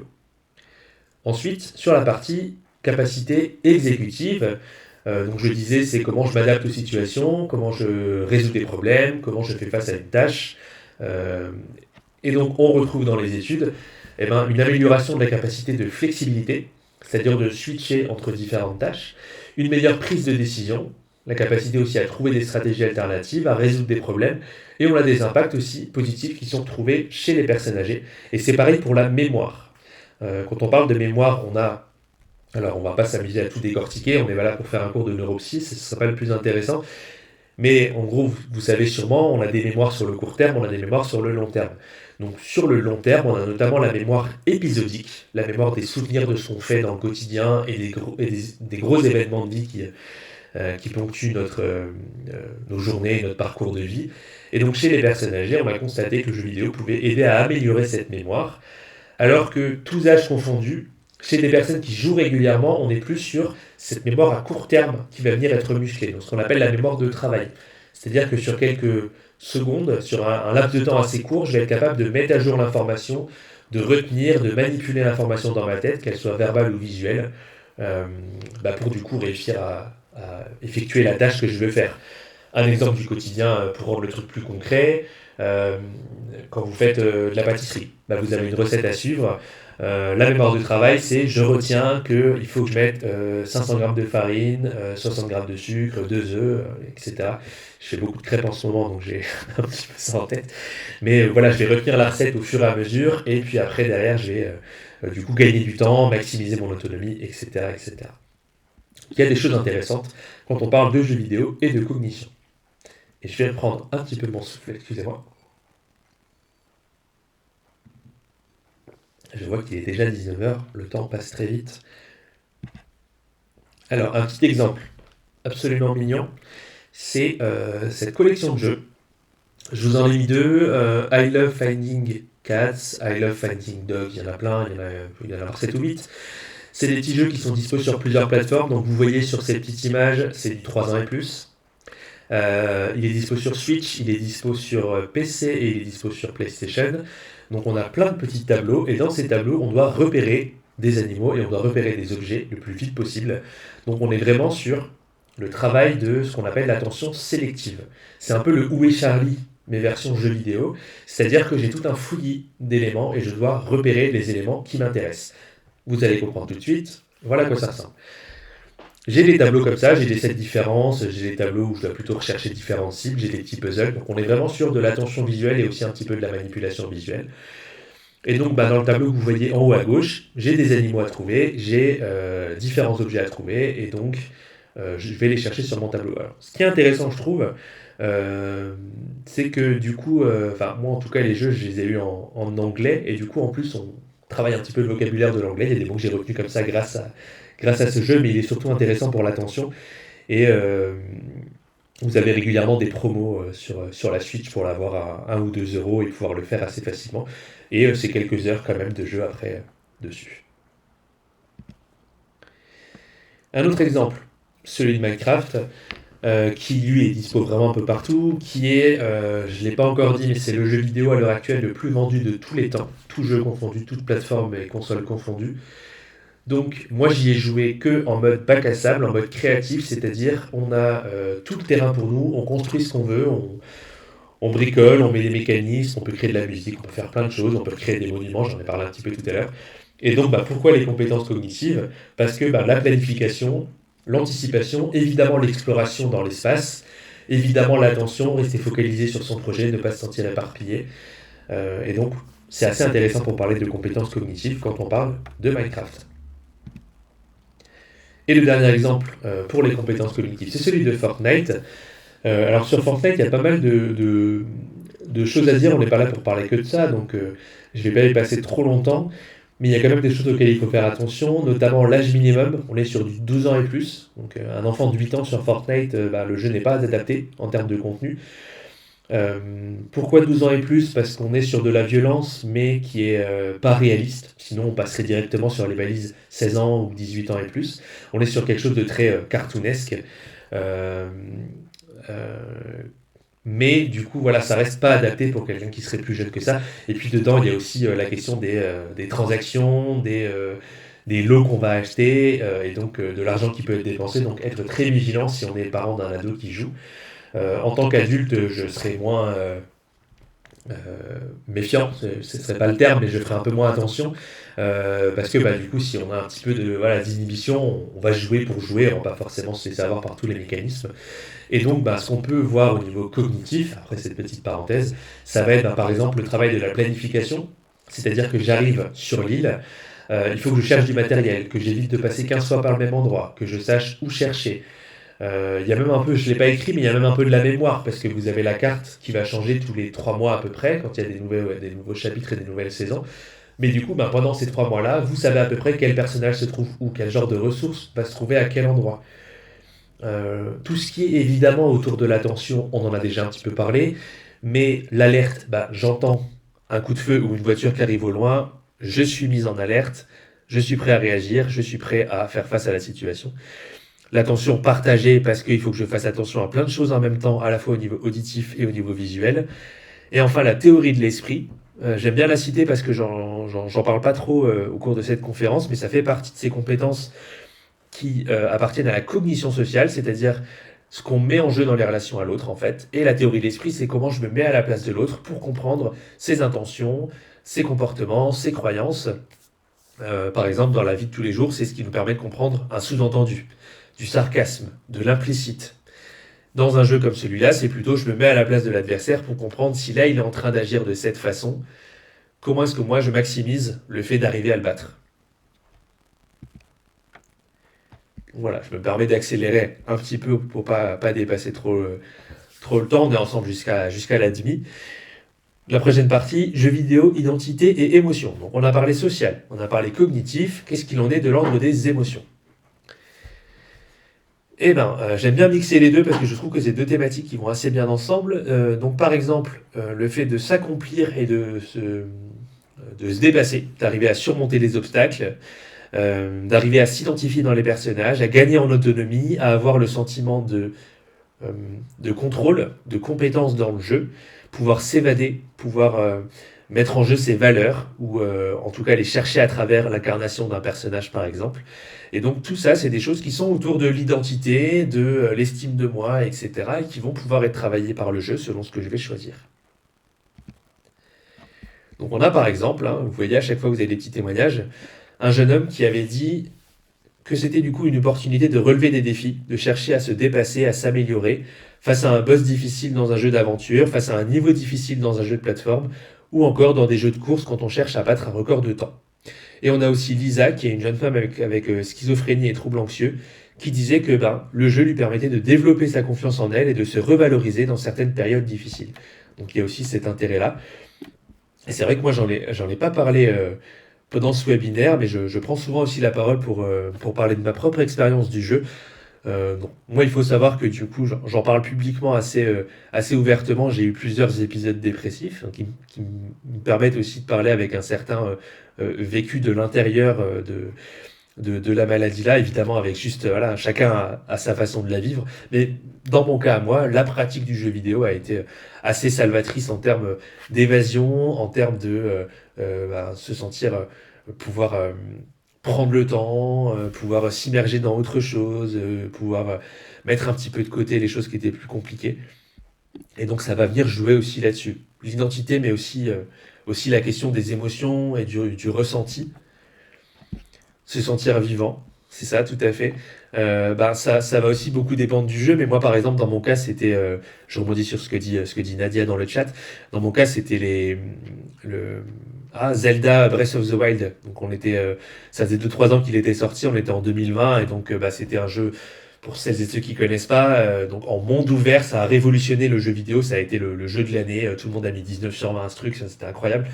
Et du coup, en jouant à ça, tu te sens très immergé, c'est toi qui es à l'origine des décisions, t'as plein de choses à faire et ouais, t'es un peu une autre personne, en même temps tu te sens avoir le contrôle du truc, et en ce sens-là, ouais, c'est un peu se sentir un peu animé par des choses et en soi vivant du coup, pardon, je trouve que ça résume assez bien le truc. Pour ce qui est la question des, poursuivre sur la question des émotions, donc bah, jouer c'est aussi un moyen d'aller les réguler. C'est un moyen de mettre en scène ses propres émotions, notamment bah, quand on a des difficultés à les verbaliser. Je pense à toutes les tempêtes émotionnelles qu'on va vivre en tant qu'ado, hein, on est toutes et tous passés par là. C'est aussi un moyen d'améliorer l'humeur. Pour le coup, j'en parlais avec mon exemple personnel. Voire, d'un point de vue un peu plus terre à terre, mieux reconnaître les émotions et les expressions faciales chez l'autre. On a Aurore aussi dans le chat qui dit être utile dans une communauté aide beaucoup aussi, je pense. Donc, effectivement, et il y a pas mal de témoignages que j'avais reçus dans ce sens-là bah, dans un jeu, je me sens utile aux autres, je me sens capable, je me sens faire partie d'une équipe et donc apporter quelque chose. Et on en a parlé quand j'ai donné les définitions de la santé mentale, se sentir contribuer à la communauté, c'est super important. Et cette communauté, elle peut tout à fait être en ligne. L'incontournable que je prends quand je parle de ça, c'est Céleste. Alors ne vous fiez pas à son 7 ans et plus parce qu'il est difficile. Donc il est 7 ans et plus parce que les contenus sont adaptés, mais il est difficile à terminer. Donc c'est un jeu de plateforme où on incarne du coup une jeune femme qui s'appelle Madeleine, où on doit gravir une montagne. Donc la métaphore elle est assez claire, gravir une montagne, surmonter des obstacles, c'est assez ça n'a pas de volonté d'être subtil. C'est la métaphore, c'est surmonter les obstacles et gravir la montagne. On est vraiment sur l'acceptation avec ce personnage-là. Donc vous voyez sur l'image, vous avez donc à gauche la part sombre du coup de notre personnage, donc qui s'appelle Badeline. Donc on a Madeleine et Badeline, et qui va représenter un petit peu ses ruminations, son anxiété, sa dévalorisation, tout ce qui va impacter son estime de soi, son sentiment de compétence. Et en fait, plus on avance dans le jeu, plus on apprend à combattre ça. Et il y a même un moment du jeu, je vous montre, où vous avez en bas à droite un exercice de respiration qui ressemble un peu à l'application Respirelax pour celles et ceux qui connaissent. Vous avez une plume comme ça qui va monter et descendre au niveau de l'écran parce que votre personnage est en train de faire du coup une crise d'angoisse et qu'on va l'aider à soulager tout ça. Et donc on va aller progressivement comme ça, plus on avance, vers l'acceptation de la part sombre qui fait partie de nous, apprendre à vivre avec. Ça, typiquement, c'est le rétablissement en santé mentale. Et je trouve que c'est un jeu assez impactant dans ce domaine-là. Un autre, et vous allez avoir une petite vidéo qui va le présenter, c'est Spiritfarer. Alors, celui-là, c'est mon coup de cœur de l'année dernière. J'y ai beaucoup joué à l'automne, une 50aine d'heures, parce que je suis complétionniste qui veut faire le truc en entier. Donc on incarne du coup une passeuse d'âme qui s'appelle Stella, et l'objectif c'est d'aider les différents esprits qu'on va rencontrer au fur et à mesure de l'aventure à aller vers l'au-delà. Donc vous voyez sur la première petite image, encore une fois il y aura la vidéo juste après, on est sur quelque chose d'assez, c'est du dessin, c'est du cartoon, ça rend le truc très mignon alors qu'on parle d'un sujet quand même très dur qui est celui du deuil, et le jeu parle vraiment de ça de manière frontale, hein. C'est l'acceptation, le deuil, les petits bonheurs du quotidien, prendre soin de l'autre, écouter les besoins de l'autre. Du coup, on va être vraiment sur les thématiques à la fois lourdes, mais à la fois, ça peut être une super plateforme si on veut l'utiliser d'un point de vue un peu thérapeutique pour aller vers cette thématique du deuil qui est clairement universelle, hein, je ne vous apprends rien, mais qui peut être aussi très difficile à verbaliser. Donc, j'ai la vidéo qui va arriver juste après ces petits exemples. Donc vous avez plein de quêtes à faire, donc qui font beaucoup les jeux d'aventure, j'avance de quête en quête. Et vous avez plein de thématiques, la famille, l'acceptation, l'amour, le bonheur, etc. etc. Super chouette comme jeu. Je vous mets la petite vidéo. C'est parti. Peggy 12.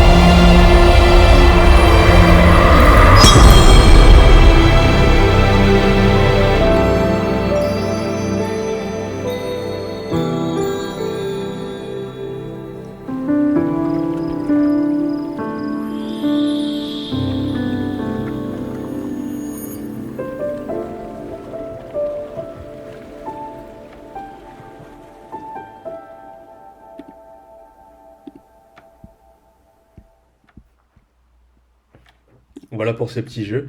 Et du coup, je sais pas pourquoi vous avez pas eu le son. Parce qu'en plus, est-ce que là vous m'entendez moi déjà? Hop, ok, bah, pourtant je suis avec le micro, j'avais mis le micro près de l'ordi mais c'est pas passé. Bon. Ou mieux que vous m'entendiez moi plutôt que la vidéo, l'inverse serait un peu plus inquiétant. Alors, donc du coup je lis un petit peu ce que vous avez écrit. Donc ça me fait penser à Dave the Diver. Alors, j'ai pas du tout la ref pour le coup.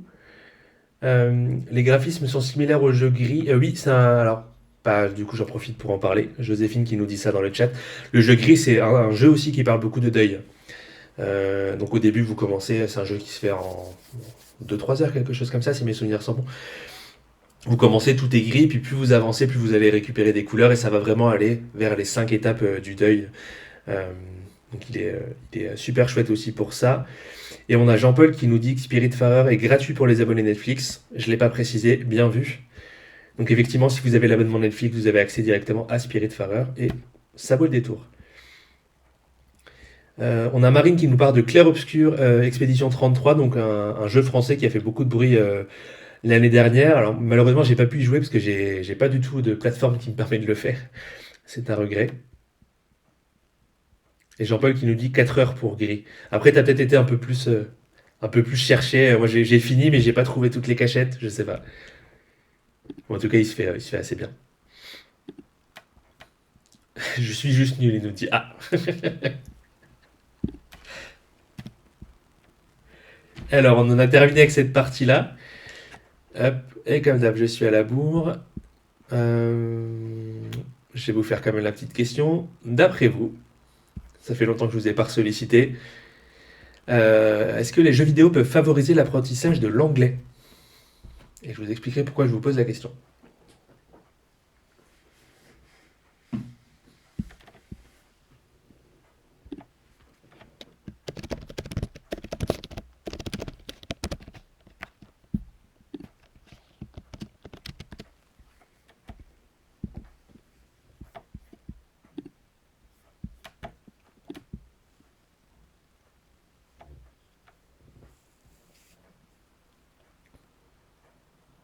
Alors, qu'est-ce que vous nous en dites? Ok, bah, vous êtes plutôt unanime sur la question. Pourquoi je pose spécifiquement la question? Parce que c'est un retour que j'ai beaucoup de parents, en fait, qui disent bah, moi, mon fils ou ma fille cartonne en anglais ou maîtrise super bien l'anglais parce que bah, les jeux en ligne souvent obligent en fait à utiliser l'anglais comme langue internationale. Donc, quelle que soit la personne avec qui je joue, je vais devoir communiquer en anglais, à moins d'être avec des personnes francophones. Donc, effectivement, ça peut venir confronter, comme on le ferait en regardant des films en VO, en écoutant des musiques, en lisant des textes en anglais. On se confronte à l'utilisation réelle de la langue, au-delà des apprentissages très académiques, hein, qui ont tout leur intérêt aussi, mais ça vient enrichir un petit peu tout ça et donner du concret. Donc, justement, les apprentissages, la passerelle est faite pour ça. Il y a une efficacité qui est démontrée dans pas mal de disciplines académiques, surtout dans les langues étrangères, sans grande surprise, mais en sciences aussi. Quand on utilise des manières un peu ludiques, un peu jeu sérieux pour essayer de travailler la science, on a une efficacité du coup dans les apprentissages pour ces matières-là, et à tout niveau surtout, parce que c'est une question que vous pourriez me poser, c'est à quel âge ça marche. Voilà, donc j'ai un petit peu creusé ça, et ça semble être le cas à tous les niveaux. Et effectivement, cette confrontation à l'anglais, on a Aurore qui nous dit j'ai l'impression que plus on se confronte à l'anglais jeune dans les jeux, plus c'est facile. Effectivement, et c'est le cas de manière générale, plus on se confronte à une langue étrangère tôt, plus c'est facile. Si un enfant qui va naître et parler, enfin qui va être dans une famille bilingue et qui va très vite maîtriser 2 langues, ça va être beaucoup plus facile pour lui que quelqu'un qui va commencer à 10 ans, 12 ans à apprendre une langue.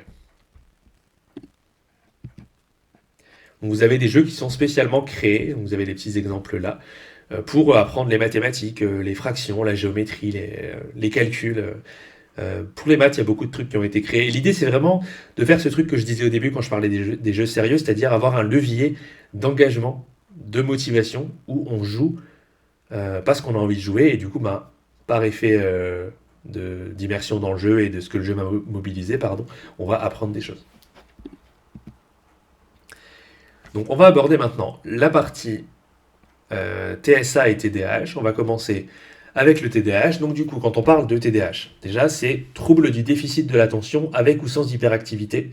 Donc on va retrouver chez les personnes concernées des difficultés au niveau cognitif, notamment la régulation de l'attention ou au niveau de tout ce qui est exécutif, planification, ce genre de choses, le maintien de l'effort, la régulation des émotions. Voilà, il y a tout un panel de difficultés et il y a des études qui se sont penchées sur TDAH et jeux vidéo. Qu'est-ce que ça fait? Et du coup, on peut voir des capacités d'attention améliorées. Il faut savoir qu'il y a même un jeu, alors qui malheureusement n'est pas disponible chez nous, à ma connaissance en tout cas, qui a été, comment dire ça, qui peut être prescrit en fait aux États-Unis depuis 2020. Donc leur équivalent de l'autorisation de la mise sur le marché chez nous, je sais pas si c'est vraiment ça, mais en tout cas voilà, on peut prescrire ce jeu-là, mais j'ai pas réussi à y accéder personnellement. C'est l'idée de parler de cette anecdote-là, pardon, c'est surtout de dire qu'il y a un regard réel de soignants qui se pose aussi sur cette question. Et donc des jeux qui permettent d'aller travailler l'attention, les émotions, qui permettent d'adhérer aux soins, j'en ai déjà parlé. Forcément qui sont à moindre coût, puisqu'on a beaucoup de jeux commerciaux très peu chers. Ça vient être complémentaire à l'offre de soins classique, hein. Encore une fois, l'idée c'est pas de dire les jeux ça vient tout soigner, l'idée c'est de dire pourquoi pas dans le parcours de soins utiliser avec tout le reste de ce que je peux utiliser, le jeu vidéo. Et pour le cas du TDAH, comme les personnes rapportent souvent que du coup elles ont tendance à elles se sentent ne pas avoir le contrôle sur les choses. Le jeu vidéo permet de venir renforcer ce sentiment de c'est moi qui contrôle ce qui se passe. Et donc vous avez 2 exemples, 3, parce que j'ai Flo dans le chat qui parle de Babaou. C'est une appli qui est sur tout ce qui est capacité exécutive, un peu attention, mémoire. Poppins aussi que j'ai découvert il n'y a pas longtemps. Mais Babaou du coup c'est une plateforme qui a émergé en Belgique et dans le nord de la France. Qui est vraiment super chouette avec plein de petits personnages et tout ça. J'ai déjà eu l'occasion de les rencontrer. Du coup, ça vient proposer à la fois de la psychoéducation sur ce que c'est les fonctions cognitives pour les enfants, mais aussi des exercices de stimulation, mais aussi des missions pour venir implémenter ça dans le quotidien. Donc avec ce lien super intéressant de ok, je deviens bon dans le jeu, c'est super, mais j'en fais quoi dans la vie de tous les jours? Et Babaou permet du coup de venir faire ce transfert dans la vie quotidienne. Moi, les exemples que j'avais, c'était déjà Bambouza, du coup, pour les personnes de 16 ans et plus, où on va avoir une petite île avec plein de petits endroits, et chaque endroit va travailler une capacité particulière. Je vous l'affiche, elle est là. Donc vous avez la plage de la procrastination, le labyrinthe de l'inhibition, la bibliothèque de la mémoire, et donc vous avez plein de petits exercices, et un petit cahier, un petit sac qui vous permettent de retenir des stratégies pour essayer de mettre en place des choses dans votre vie de tous les jours. C'est une plateforme complètement gratuite. Vous pouvez aller sur le site Bambouza, donc qui est affiché juste là, et faire votre compte et suivre vos exercices. Et là, on est plutôt sur adulte. Pour ce qui est des enfants, on a Lucha, qui a été conçu du coup avec des professionnels aussi du domaine, entre Paris et Grenoble, et où l'objectif c'est pour les enfants ados avec un TDAH, de travailler sur les routines, l'organisation, la priorisation, et avoir un outil qui va vers l'autonomie. Je vous montre un petit peu à quoi ça ressemble. Voilà, donc on a tout un espace pour les parents, pour limiter le temps de jeu, pour encadrer. On a aussi des explications de différents programmes, des routines avec des points à gagner. Et donc là, on est dans le jeu sérieux, dans la gamification, comment je viens apporter des éléments du jeu vidéo pour motiver, pour engager.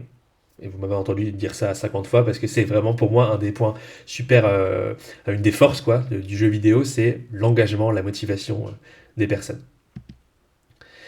Dans le cas de l'autisme, donc, on va retrouver généralement des difficultés dans les relations sociales, des intérêts spécifiques très marqués, des comportements répétitifs, des particularités aussi au niveau cognitif et sensoriel. Et avec le jeu vidéo, pareil, il y a des études qui ont été menées, et on peut en fait venir entraîner en milieu sécurisé les habiletés sociales, les capacités exécutives, aider à la communication, à réduire le stress et l'anxiété. Et donc j'ai un petit exemple justement, c'est une thèse qui est sortie en 2024, où en fait ils ont fait un jeu sérieux, alors pareil, j'ai pas l'accès. Souvent il y a un temps entre le moment où ça sort dans la recherche et le moment où ça arrive chez nous. Lucha, on me demande dans le chat, c'est gratuit. Moi je l'ai toujours eu gratuit, je pense qu'il doit y avoir une version premium. En tout cas, moi, je l'avais testé gratuit, juste en téléchargeant l'application. Pour ce qui est de cette étude-là, donc c'était un jeu qui avait été créé pour des enfants d'âge tout début scolaire, pour apprendre les comportements sociaux, les compétences socio-émotionnelles. Et les auteurs avaient constaté que du coup, on avait un apprentissage des comportements sociaux qui avait été transféré en fait dans la vraie vie de l'enfant, c'est-à-dire à la maison et à l'école, avec une meilleure capacité à reconnaître les émotions et moins d'anxiété, de crainte à l'idée d'affronter des situations sociales. Donc ce lien toujours intéressant de c'est bien beau de réussir dans le jeu, mais qu'est-ce que j'en fais? Et là, on a quelque chose de j'arrive dans la vraie vie à en faire quelque chose. On a Flo aussi dans le chat qui nous parle de Tsara. Je crois que j'étais déjà tombé dessus, mais j'ai pas creusé plus que ça ce que c'était. Pareil, ça fait partie de mes petites notes. Merci pour l'info. Pour conclure cette partie-là, et on arrive sur la toute fin, point de vigilance, tout ça, j'essaierai de rusher un petit peu. On a ce témoignage-là que j'aime beaucoup projeter, je trouve qu'il est assez touchant et assez marquant. Donc on a Laurie, qui est une jeune femme avec un TDAH, qui nous dit « Le jeu vidéo m'a aidé à gérer le stress quand j'étais étudiante. Je faisais un petit break jeu pendant mes révisions, ce qui me permettait de souffler et de repartir du bon pied. On fait aussi de belles rencontres, on discute avec des personnes de tous horizons, et cela peut faire un bien fou. J'ai quelques difficultés à me concentrer, je passe du coq à l'âne, il est difficile pour moi de faire une seule chose à la fois. » Tout ça, c'est les symptômes qu'on va retrouver chez les personnes concernées par un TDAH. Mais elle nous dit, par contre, en jeu, c'est différent. J'ai petit à petit réussi à me concentrer, à m'organiser et à me coordonner avec mes coéquipiers. Finalement, cela fait du bien de voir qu'on est capable de rester focus sur une seule chose, de pouvoir répondre à un objectif, notamment en mode coopération. Donc là, c'est comment est-ce que malgré les difficultés liées aux troubles, j'arrive dans le jeu à surmonter ça et à me sentir beaucoup plus compétente dans le cas de cette personne. Donc voilà pour tous ces aspects-là, cognitifs, sociaux, émotionnels, éducatifs, etc. On arrive à nos petits points de vigilance, c'est notre dernière partie avant la conclusion. J'en ai déjà parlé, la santé physique. Donc le jeu vidéo, évidemment, ça va être beaucoup lié à la sédentarité, potentiellement à tout ce qui est mauvaise posture, les cervicales, le dos, les poignets. Ça peut être aussi lié, comme d'autres activités sédentaires, à une mauvaise alimentation, le décalage des rythmes de sommeil aussi, des personnes qui disent voilà, je suis happé dans le jeu, je continue de jouer, ou simplement des personnes qui veulent finir une partie, on va continuer de jouer tard, alors qu'il devrait plutôt y avoir un petit temps sans écran avant de dormir. Cela dit, je suis pas là pour donner des leçons, moi-même je suis pas exempt de tout reproche là-dessus. Mais il y a un petit moyen de contourner ça, au-delà d'éduquer à les bienfaits de poser ces petits cadres-là, c'est aussi, j'en ai parlé tout à l'heure, les jeux Exergames, donc des jeux pour travailler l'activité physique, Just Dance, Wii Sports, plus récemment la même chose mais sur Switch, avec du badminton, du foot, etc. Donc pour aller allier la partie ludique au travail du corps. Donc justement, on a des personnes qui disaient cela m'avait impacté négativement, principalement au niveau des rythmes de sommeil qui ont tendance à se décaler. Et on a Paragon qui nous dit « Le fait de trop jouer aux jeux vidéo nous expose à des écrans et donc à de la lumière bleue, qui elle a un impact négatif sur la santé et donc la qualité de notre sommeil, puisqu'on joue avant d'aller se coucher, tout comme lorsqu'on regarde des séries. » Donc de manière générale, l'écran, scroller sur le téléphone, c'est pareil, si ce n'est pire, parce qu'en général, on a vraiment la tête dessus. Mais de manière générale, les écrans sont assez peu recommandés avant le sommeil. Donc, les recommandations internationales, c'est difficile de trouver des consensus, mais en allant voir un petit peu ce qui se faisait partout, donc là on a l'Australie, la France, les États-Unis et le Royaume-Uni, on a à peu près des choses comme ça, pas d'écran avant 2 ans, pas plus d'1 heure par jour entre 2 et 5 ans, pas plus de 2 heures par jour au-delà de 6 ans, on a ce genre d'éléments. Mais moi la question que j'ai envie de vous poser, c'est le problème, est-ce que c'est le temps d'écran? Et je profite que vous preniez le temps de répondre pour rebondir sur ce que dit Anne dans le chat. Donc ma fille a consulté un médecin du sommeil qui lui a conseillé de jouer dans des durées raisonnables. Effectivement. Encore une fois, Caroline qui dit qu'est-ce qu'une durée raisonnable? Alors ça dépend tellement du jeu, du moment de la journée, du moment de la vie, de l'équilibre avec les autres activités, on en a déjà un petit peu parlé. Si je joue, si je joue beaucoup sur un week-end, ou on va dire sur un samedi, mais que le dimanche j'ai plein d'activités familiales et mon club de sport, bah c'est pas pareil que si je joue moins, mais un peu tout le temps et que j'ai pas d'autres activités qui viennent s'entremêler. Donc la durée raisonnable, elle dépend de tout le contexte qu'il va y avoir autour de la personne. Donc c'est le genre de question où c'est un peu chiant parce que je peux pas trop donner une réponse définitive parce qu'il y en a pas, et en même temps il y a beaucoup de choses qui sont voilà, de l'ordre du profil individuel. Vous êtes un peu plus partagé sur cette question. Le problème c'est le temps d'écran. Vous êtes les deux tiers à dire faux et le tiers à dire vrai, à peu près. Oui, c'est à peu près ça. Donc quand on parle d'écran, le souci, ça va plutôt être ce qu'il y a autour. C'est-à-dire qu'au-delà du temps, c'est les comportements et l'environnement. Donc ça vient du Haut Conseil de la santé publique, si je ne me trompe pas sur l'acronyme. Donc l'alimentation, la sédentarité, le sommeil, tout ce que j'étais en train de dire avant dans les points de vigilance sur la santé physique, c'est ces choses-là qui vont potentiellement avoir des effets délétères. Donc passer du temps devant l'écran, ok, mais qu'est-ce que j'y fais? Quel contenu j'y regarde? À quoi j'y joue? Et surtout, quelles autres activités je vais avoir? Et est-ce que je fais attention à mon activité physique?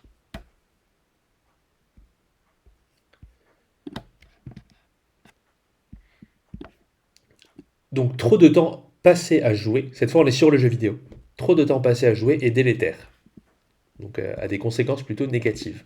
D'après vous, est-ce que c'est vrai ou est-ce que c'est faux?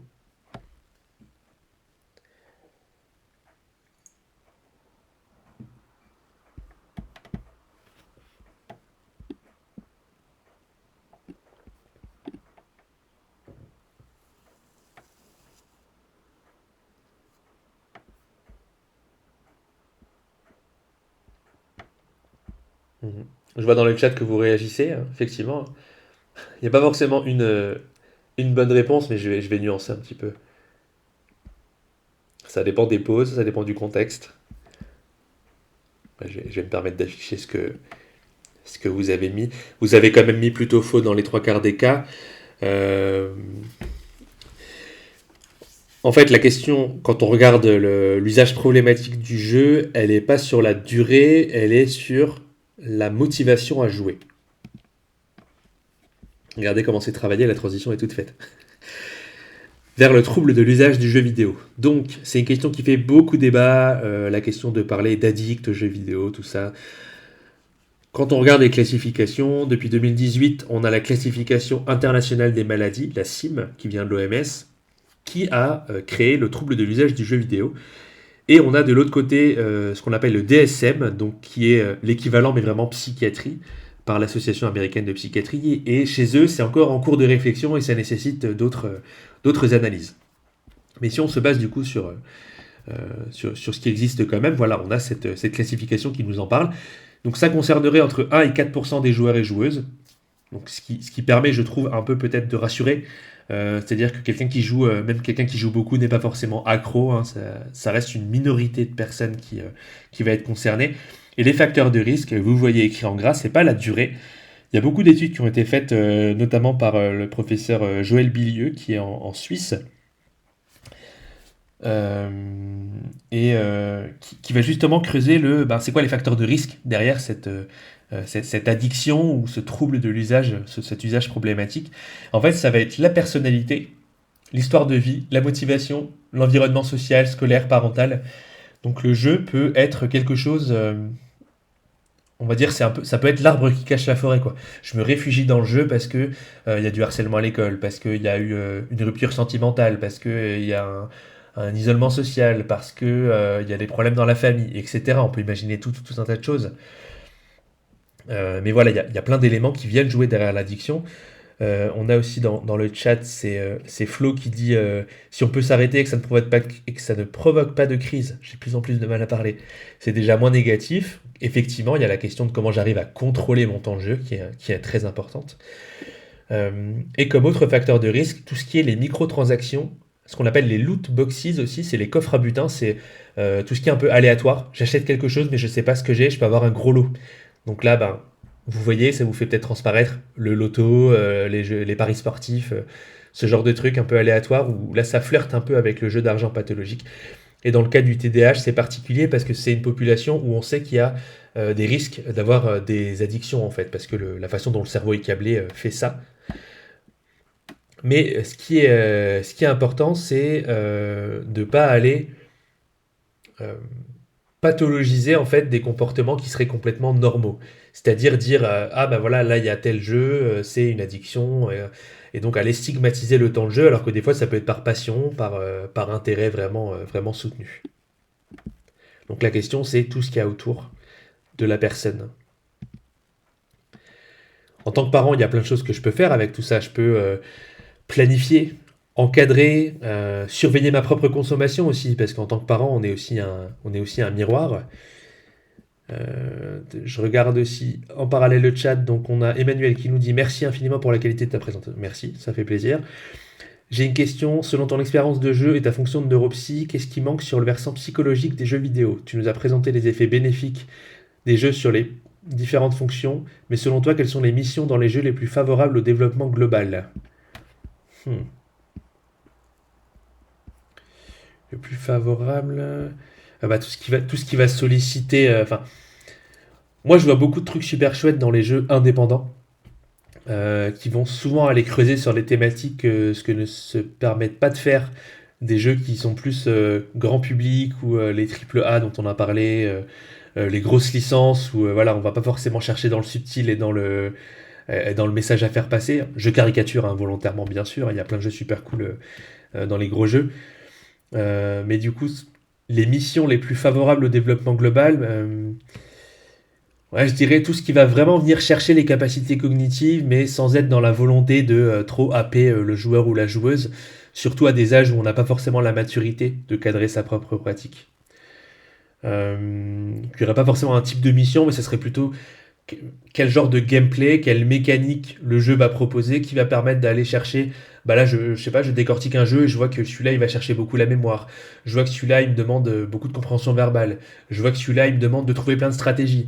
Et donc, peut-être cumuler différents jeux avec des mécaniques différentes va permettre,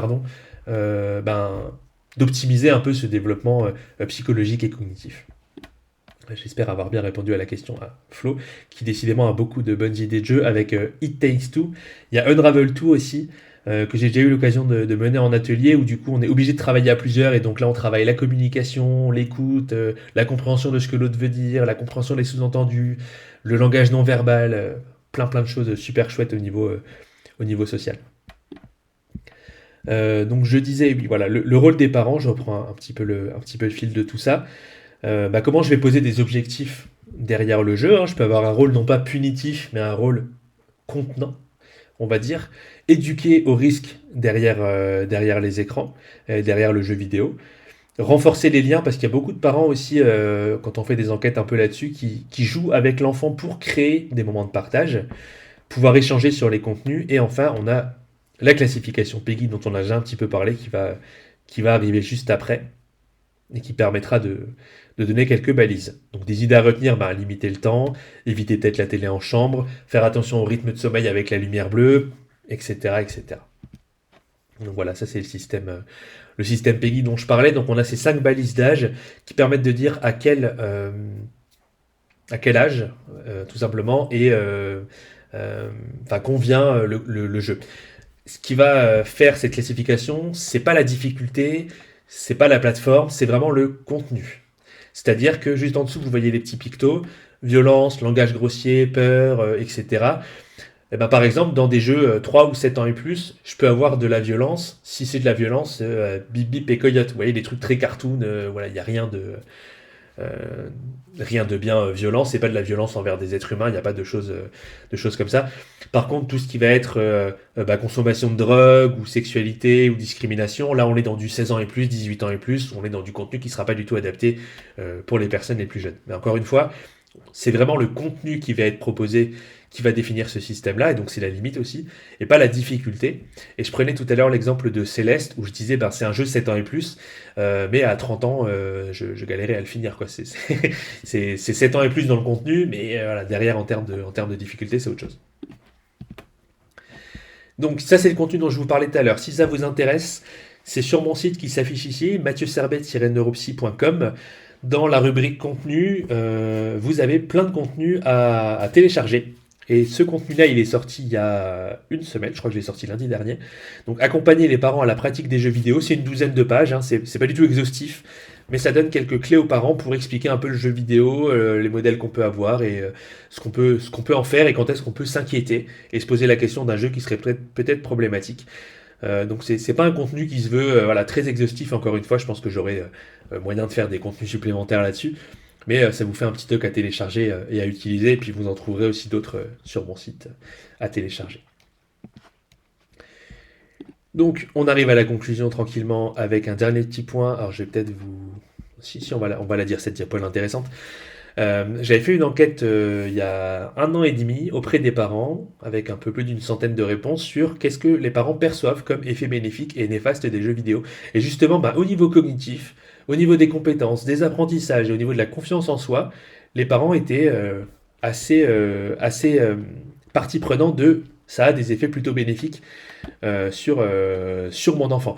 Alors qu'au niveau motivation et émotion, on y voit la frustration, on y voit la colère, on y voit la difficulté à arrêter, on y voit peut-être des fois un désinvestissement scolaire, et donc logiquement les parents vont voir un effet plus néfaste. Encore une fois, c'est pas forcément une question de jeu, c'est tout ce qu'il y a autour et comment est-ce que je peux venir encadrer en comprenant en tant que parent, en m'intéressant à la pratique du jeu dont l'enfant est expert finalement.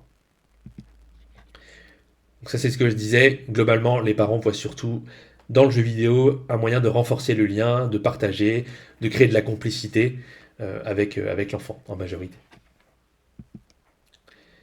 Donc je vous mets juste ces 2 témoignages là pour speeder un petit peu. Donc on a la maman d'une petite fille de 10 ans qui disait « Aucune inquiétude, je suis moi-même joueuse. Ma fille a commencé à jouer au CP pendant le confinement. » Donc elle note amélioration de la lecture, du fait de compter, le lien social avec les cousins, un temps de partage en famille. Et en dessous, on a Jérémy qui est papa d'un garçon de 9 ans qui nous dit qu'il y a Minecraft du coup. C'est quand même une grande place dans la partie de mon fils. Il aime regarder des vidéos et en parler beaucoup. Il prévoit beaucoup de projets et de construction. Donc lui, il parle de comment ça va aider dans l'apprentissage du projet. Et il dit qu'il a eu aussi Pokémon en CP et que pouvoir y jouer en autonomie a réellement boosté sa motivation à apprendre à lire. Il y a aussi évidemment des témoignages plus inquiets de la part des parents. Mais j'aime aussi l'idée de pouvoir mettre en avant ce que les parents, notamment des parents qui eux-mêmes ont été joueurs, voient de positif dans cette pratique. Et donc on arrive à la conclusion. Qu'est-ce qu'on peut retenir de tout ça ? J'aurais presque tenu l'heure et demie, décidément. Qu'est-ce qu'on peut retenir de tout ça ? Donc les jeux vidéo, c'est un outil, l'important c'est ce qu'on en fait. Effectivement. Quel jeu ? À quel âge ? Combien de temps ? Qu'est-ce que j'y cherche ? C'est quoi ma motivation ? C'est quoi mes autres activités ? C'est pas un remède miracle, mais ça a des effets positifs que la recherche tend de plus en plus à démontrer. Ça vient être utile sur plein de points. J'espère vous avoir convaincu, ou en tout cas donné quelques clés de réflexion sur les apprentissages, les liens sociaux, la cognition, la gestion des émotions. Les précautions, elles sont à prendre sur comment j'utilise l'écran, comment je respecte les âges minimums, sans aller vers le fait de pathologiser ou de diaboliser. Et donc, si vous voulez aller plus loin, vous avez ces petites plateformes. Donc, mon podcast Des fois jeux vidéo, qui sort tous les 5 du mois depuis bientôt 2 ans, dispo sur un peu toutes les plateformes. C'est des épisodes de 10 minutes sur plein de thématiques. Donc, au début, c'était jeux vidéo et cognition, jeux vidéo et émotion, jeux vidéo et liens sociaux. Et maintenant, ce que je fais depuis quelques mois, c'est je prends un jeu vidéo pour parler d'une thématique. En décembre, c'était jeux vidéo et solitude. En janvier, c'était jeux vidéo et deuil. Et justement, je parlais de Spiritfarer, dont on a parlé juste avant. Et au fur et à mesure des mois, là, tous les podcasts sont prêts jusqu'en décembre. Là, les 12 prochains, vous avez du contenu et c'est dispo. Et puis, vous pouvez me suivre sur les différents réseaux sociaux. J'essaie d'être assez actif autant que possible, surtout LinkedIn, mais aussi un petit peu sur Instagram et sur Facebook. J'ai Florence qui me remercie pour l'intervention. Merci beaucoup, ça fait plaisir d'avoir ce retour. Je vous rappelle que vous avez mes ouvrages qui sont dispo soit sur Amazon, soit un petit mail, un petit message privé, et on peut voir tout ça ensemble. Et le mot de la fin, et après je vous demanderai votre avis avec une dernière petite question. On a Miri qui nous dit « Les jeux vidéo m'ont permis de m'évader dans des univers riches, surtout The Legend of Zelda, donc comme moi, comme les livres, lors des moments de ma vie où cela était compliqué. Je pouvais mettre mes problèmes et ruminations sur pause le temps de jouer et ensuite pouvais y faire face. C'est aussi un moment de partage avec ma famille et les gens que j'aime, ce qui crée des moments de convivialité. Et pour résumer, les jeux vidéo, entre autres, m'ont permis de prendre une respiration avant de replonger dans l'océan de la vie. J'aime beaucoup conclure avec cette petite phrase. De rien, ça fait plaisir. Bonne soirée à tout le monde, hein. Je vous vois dans le chat. Donc effectivement, je vous remercie de votre attention, d'avoir tenu pendant 1h45. Et j'ai une dernière question. Donc là, je vous demande simplement votre avis. Qu'est-ce que vous avez pensé de tout ça? Est-ce que la conférence vous a intéressé? Est-ce que ça a répondu à vos attentes? Est-ce que vous avez appris des choses? Est-ce que c'était plaisant? Est-ce que j'ai assuré ou pas? Donc je vous laisse noter tout ça sur une échelle de 1 à 5. Et puis, on se dit au revoir progressivement pendant que vous répondez à cette question. En tout cas, ça me fait plaisir de voir que ça, dans le chat, que ça a l'air de vous avoir parlé. Joséphine qui demande est-ce qu'on peut retrouver le support quelque part parce que j'ai loupé les premières diapos. Je sais pas s'il y a un replay. Moi, j'ai essayé d'enregistrer en même temps. Faut que je vois avec le festival. Mais au pire, dans les contenus que vous avez sur le site, vous retrouvez vraiment les données que j'ai utilisées en début de conférence. Florence qui dit j'aurais grand plaisir à vous écouter concernant l'utilisation de la VR auprès des personnes âgées. Je pense que c'est pas moi, c'est peut-être mon collègue. C'est peut-être mon collègue Sébastien parce que je sais qu'il travaille beaucoup là-dessus. Donc Nadia qui demande s'il y aura un replay. Effectivement, je ne sais pas. Moi, j'ai essayé d'enregistrer, je ne sais pas comment ça se passe avec le festival. Et Solène, merci pour les remerciements. Est-ce que j'aurai des recommandations de jeux et ou serious games intéressants pour les compétences pro pour un public neurodivergent? Je travaille sur un CV neuro-affirmatif, expérientiel et gamifié pour rendre l'entrepreneuriat accessible à tous. Et je suis preneuse de tout ce qui pourrait rendre ça aussi engageant, fun et adapté aux différences cognitives de chacun. C'est une excellente question. Des jeux intéressants là comme ça en tête, j'en aurais pas. Ça part sur mes petites notes, hein, si vous me voyez écrire. Je pense qu'il y a encore beaucoup de choses à faire niveau neurodivergent et neuroatypie, même si on a des études, hein, comme j'ai pu essayer de le présenter. Mais là, comme ça, j'ai pas d'exemple spécifique. De rien, Clara, et bon courage dans le projet de thèse. De rien, Fabienne, du coup.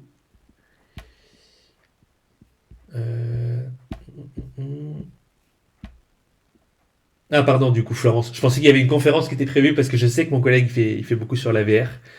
J'aimerais bien faire un truc comme ça, c'est vrai. Faudrait que j'y réfléchisse. Nadia qui précise que là, c'est pas enregistré alors sur Zoom, mais j'ai essayé de l'enregistrer en parallèle sur mon ordi. Stéphanie qui dit mon fils a répondu trop vite, mais il voulait mettre 5 partout. J'en prends note. Bonne soirée, Flo. Avec plaisir, Hélène, pour le partage de ressources. On va continuer à pouvoir bosser ensemble. On se voit vendredi. Merci encore, Florence. Merci, Aurore, pour ton suivi régulier aussi. On a l'occasion de parler de temps en temps. Je pense que de notre côté, on a fait le tour. Moi, c'est mon dernier diapo, en tout cas. J'ai un petit peu débordé, mais voilà, on est là. Merci d'avoir été actif, d'avoir interagi. Vous étiez entre 25 et 30 tout du long et ça a rendu le truc assez vivant. Donc voilà, ça m'a fait plaisir de pouvoir faire tout ça. CP qui dit qu'il ou elle a appris beaucoup de choses. Et ça fait plaisir. C'est que le défi a été relevé. Avec plaisir, Marine. Je vous souhaite à toutes et tous une bonne soirée en tout cas. Avec plaisir, Nadia aussi. Et puis on aura peut-être l'occasion d'autres contenus pour la suite en tout cas.